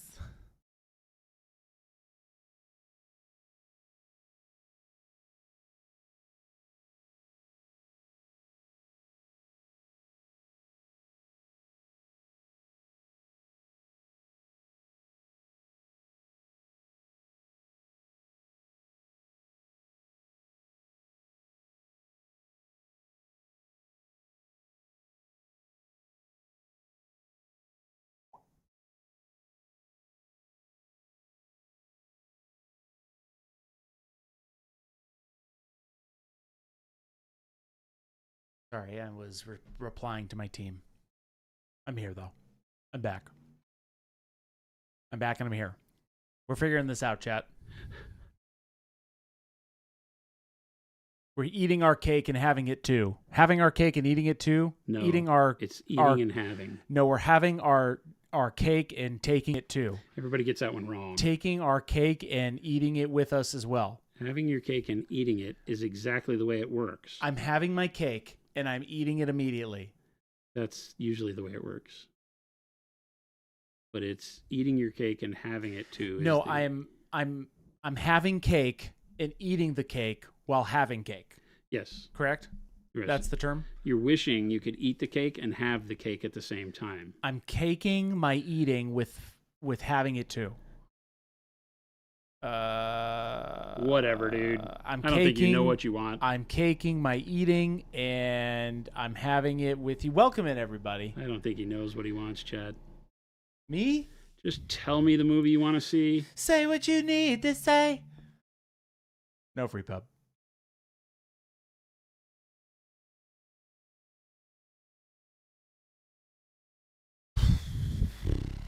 chat. I don't know what to tell you. He does. He just won't say it. I will. You're right, Jason. Here we go. Are you ready for my announcement? It's Monday. We're bringing Mondays back Oh, no. with an extended edition of the stream. You like that, Jason? Yes, actually. We're bringing Mondays back. It was okay. We're bringing Mondays back. It was okay. I mean, it was okay. It was just okay. It gets real quiet in the office here nowadays, and by nowadays I mean today, because it's just me and Jason and Ellie. I had fun jumping through the Discord asking everybody how their home offices were going, though. Did you see them? I went through and talked to everybody this morning, That's except good. you, because you weren't on station. No, I was. Interesting. I was commuting. Interesting. What do you mean? I was in there this whole morning. What time did you get in there? Interesting. I had to leave at 11:40. Interesting. Jason, what time were you in there? Hey, I wish I could have showed you my setup. Hey, marketing gang, why don't you let your boss know when I was in there? Yeah, seriously. Hey, when he wasn't. I'm on station. Ryan was pooping, so. I've said I'm only in there till 11:30 or 11:45. Oh, it was before that. No, it wasn't. Oh, maybe I was pooping. It's a beautiful thing when you can connect with your team that way. I walk in and I go, "Where's Ryan?" And Alex goes, "I think Ryan may be pooping." I'm sure she did. I was like, he should always take his headset with him. It's a bonding moment.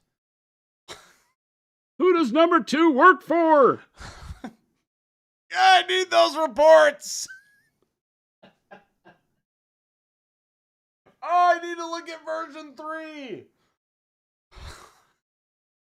Now, can you imagine? It's like, oh yeah, I'll get right on that. Flush. Mo is like, hey, pooping is kind of important. We understand, Mo. No pooping on our on Monument Hobbies time.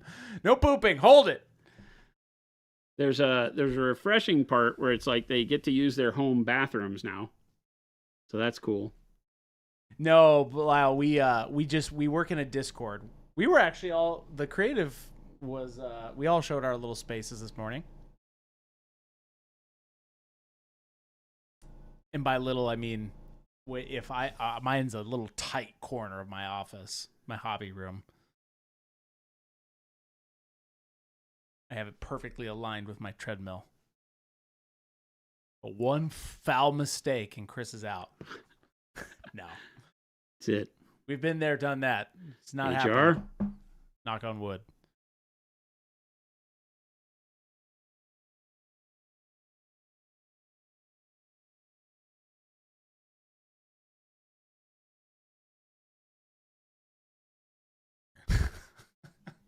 I had a boss at the start of code suggest that would have quit. I had a boss that start of COVID suggest that would have quit. No, here's what I'll say.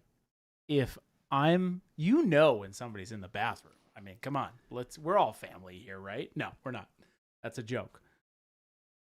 But when you got to go, you got to go.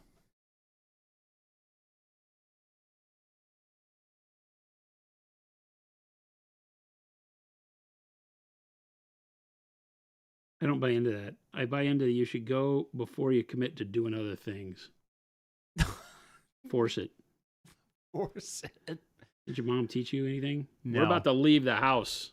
I'm going to need you. Well, technically, they're not leaving the house. They're staying in their house. Oh, that's true. That upsets the whole pickle. It does. The pickle? That was it upsets the whole pickle? I literally just handed you that on a silver platter. Where's the pickle?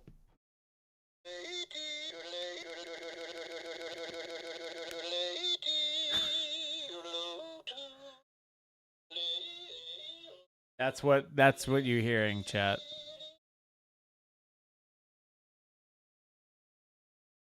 You're welcome. It's the greatest thing of all time. I guess so. I'm glad we get to introduce you to the Yodeling Pickle if you have not been introduced to the Yodeling Pickle before, chat. Yodeling Pickle used to be my stripper name.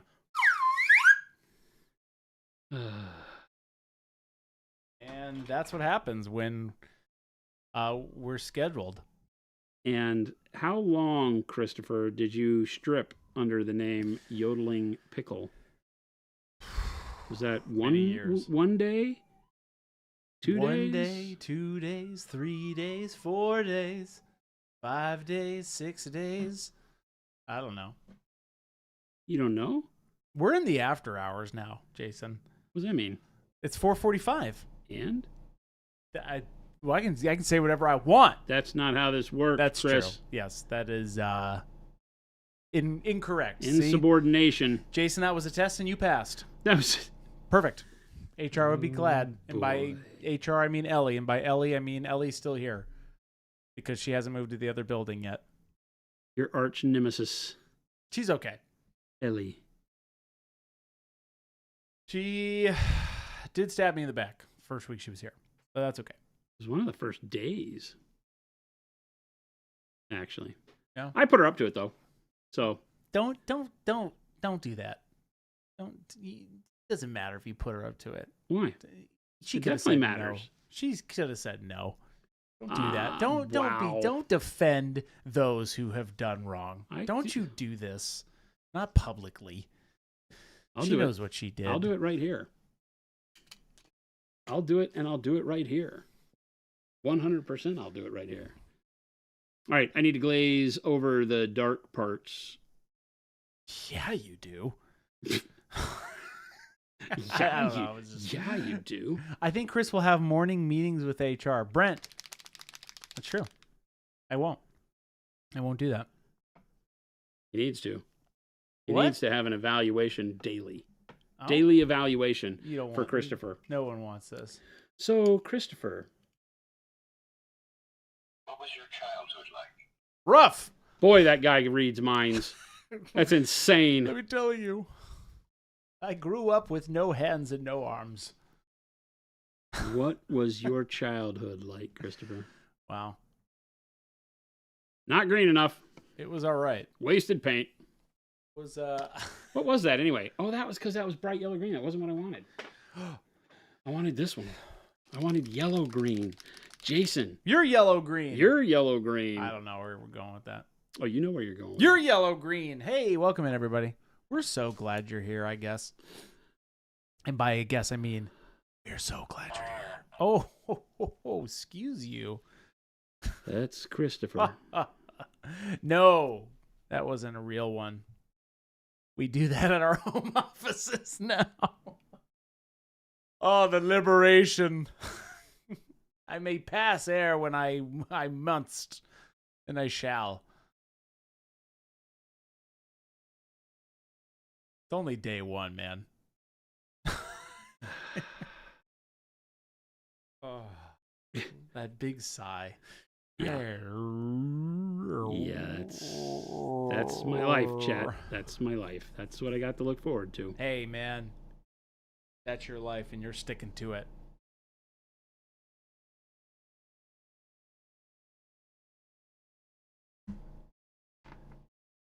Got like 18 greens on the palette now. You got a lot of greens going on. I got to be very careful I'm cleaning one of your palettes. which of the greens I go with here. What's the goal of the flames? Like a cartoony acid yellow green, says Tech Badger? Yeah. Like some sort of, I call it witch fire. I don't know. Heck yeah, brother. Something that's... Ooh, you get to use fluorescent green on this? I'm not, because I'm trying to stay away from that hue of green. Oh, okay. Remember? Uh-huh. We've got the jade and everything working, so I'm trying to stay in this really yellow realm of greens. Think Wildfire from Game of Thrones, says Wirehead. Okay. Okay, yeah, except not quite that emerald green. I have a feeling that's more in the tune of the greens that I'm not Wildfire? wanting to use. Let me look at that. The dragon flame or whatever they called it. Remember? I'm gonna take a picture. They cooked all those boats with it. Oh yes. Oh, that's very like yeah. It was more of like an emeraldy green. Yeah. That's really green. They're coming for me, Jason. Well, about damn This time. is the big one. About damn time. We've been giving him like, hey, he's right here for a long time. You've been snitching on me? Oh yeah. You've been snitching? Oh yeah. That's what you do. That's When what you have a do. Chris, you snitch. Loose lips sink Chris. I read the poster. Loose lips sink ships. I am the ship. That's what we said. Hey, speaking of ships. Crickets. Crickets. Speaking of ships. Crickets. Crickets. Welcome in, everybody. Crickets. Delicious crickets. We're so glad you're here. Crickets. We're Monument Hobbies, if you didn't know. What? And it's Monday. We're bringing back Mondays. I needed like a burr, burr, burr, burr. About an hour ago, we were going to quit. We were. And then you reminded me that that's not what we do. We're not quitters at Monument Hobbies, especially not on our new work schedule. We keep going. I guess that's the way. That is astute. That is astute. We can end when I get this layer on here. No, it's you. Hey. No, Christopher, I don't want to keep you. But see, now you're starting to get the effect. I see that. When we glaze the mid-tone green, which is yellow-green, back over basically right where I did the dry brush. So I'll start over these dry brushed edges. And I might encapsulate some of the white and the yellow that I've got on here. I might have to go back and re-brighten some of that if I feel like I don't have enough of the colors represented. But the idea is to get all this mid-tone coloring to go down from where that dry brush occurred, which is why we dry brush it early rather than late, because it tells us where to put our paint, right? The dry brush picks out the peaks and the areas that would be kind of that oily smoke. And then we just glaze this mid-tone green, in this case, yellow-green, like I said, right over all that.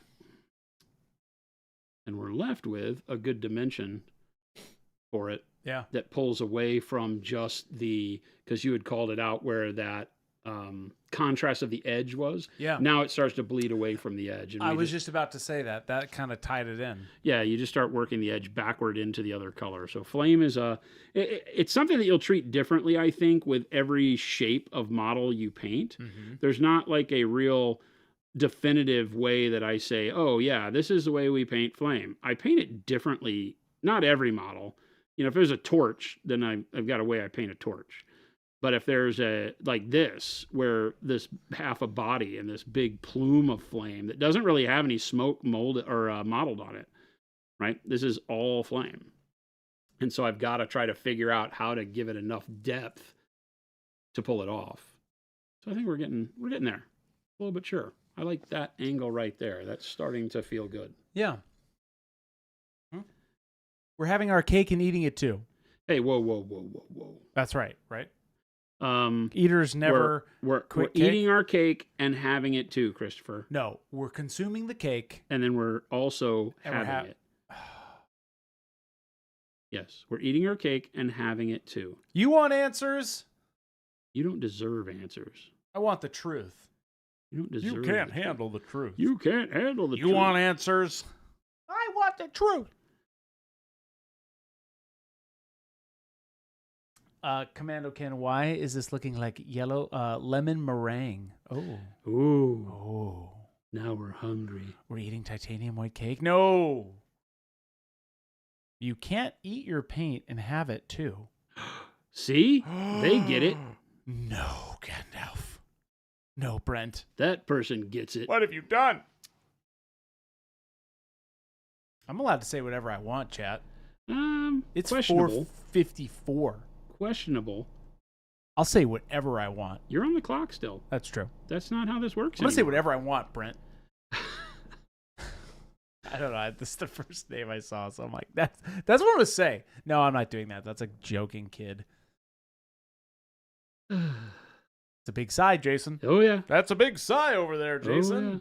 Oh, yeah. You know me. You say that to me. Oh, yeah. I gotta keep you accountable. For what? I don't know. For when you sigh. Sighing is really good for you. Did you know that? It's actually really good. It helps you physically relax the body. Really? Yes. It's true. It's very true. Look it up. It helps you physically relax. You don't like that? Deep breath in, deep breath out. the is not really convincing, but deep okay. breath in, deep breath out. There you go. T. Schmidt says, I need to paint this week. Supposed to finish Kill Team by Saturday. I've done the bases. Ooh. T. Schmidt, a wise man once said, put paint on the model. I'm liking that. I mean, it's cool. And by cool, I mean it's hot. It's flame. Punch out so we can see the model. I think that's getting us someplace. I mean, that looks great. It's very witchy. Yeah. Like I didn't want to do the standard fire look, right? I think this will have some punch on the table. Right? Oh, yeah. I might refine it still and get a little bit more... punch? Well... How about you get punched? I do feel like maybe a little more green would be helpful. In general? Yeah. But I need to figure out how I want that to take hold. I like it. Don't punch the model, says Hazel. Okay, I won't. Yeah, I keep telling him that. He's very rude. Brent says, Jason should be the most relaxed person ever based on what I'm seeing in the stream. Why is that? Yeah, why is that, Brent? I need to know. What are you talking about? Watch your tone, mister. Me? No, Brent. Oh. What do you do? I don't know. What do you mean to people? What are you trying to say? The size. Oh, the size. Oh, yes. So you're saying because Jason sighs at me all the time, he should be the most relaxed person ever. It's true. I do that on purpose so that he can relax and have a good time. I'm a good host. Wait, you act the way you do. Yes, sir. Because... I want you to chill out and relax and have a good time painting. Oh, so it's all for me. Yes, sir. So this is an act. You know what's up. That you're putting on. I want you to have a good time. Sit back, relax, and enjoy the show. Sit back, relax, and let yourself go.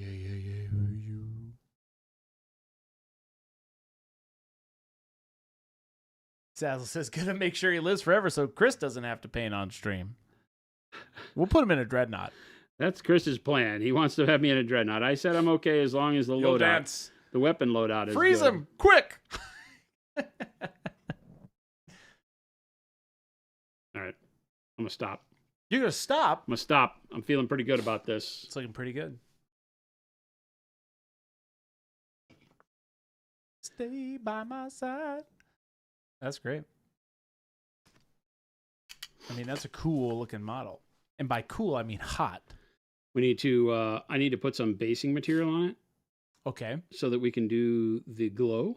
Is the fire? Huh. Is what? Because the fire is moving this guy. Yeah. Yeah. So the fire is going up into him, and then he's moving? I don't know. That's the way it's sculpted, right? Because you would think it would go to a point if it were like a cyclone that's moving him around, like came from his body. You think it would go to a point like a tornado does and just kind of hover above the ground, but that would be very hard to model. Yeah. So this is more, I don't know. This is more World of Warcraft. I know. I'm not. It's kind of like a light bulb for me. I'm like, this is the. Because you would still do glow around it. Oh yeah, sure. Right. Yeah, I'm gonna do glow up underneath the skirt. We'll do glow on the bottom of the arm. Yeah. We'll put some glow on this blade. Wow. Okay. Right. So you're not too far up, but basically like the bottom of the arm level is about as high as I would think that would go. But then the ground I have to do before I do that because the ground is going to have a lot of glow on it. Right. Mm-hmm. So we'll have to paint that out. But also like the inside of the skirt and area around there. It's all contained underneath him except for over here. So this arm will have lots more glow. And then the bottom of this sword because it's metallic. Yeah. So we didn't notice how we didn't paint the bottom of the sword there. Yeah. Right. We just left that in the original coloring. That edge, we will brighten that edge and basically paint it with the green glow because that you can see those an unobstructed line from the flame to that flat edge of that sword. Yeah. So that glow would be all over that. And also on these, the metal on here, we'll do some green on the front of this because, again, you have to look at wherever the source of light, which is the flame, can you draw a line unobstructed from the flame to any part of the model, and any part of the model you can will get glow on it. Right. So the entire underneath of this piece until it hits this curve here And then nothing up here, really, because none of the flame can see any of the belly plate. You could, I guess, do a deal where you would put a glow on the underneath of it if you wanted to, just for looks, for poops and giggles. Right.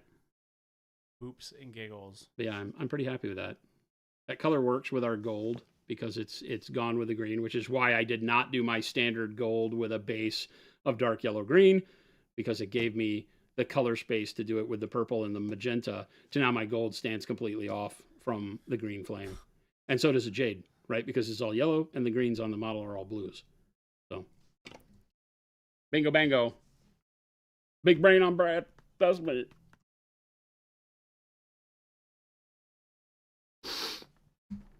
There you go. He's just done with me. He just said links.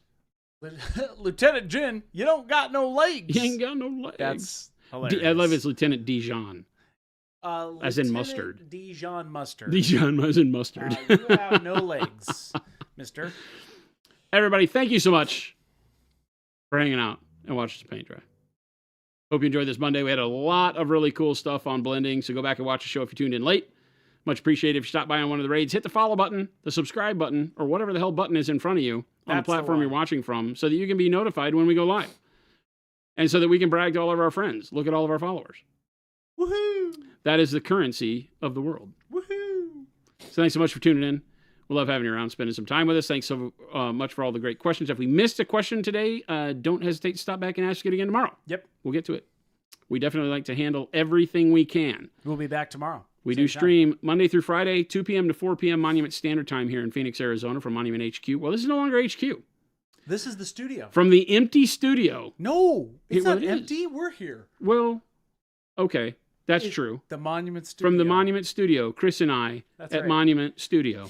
Monument Studio. Would love to see you back. So thanks so much.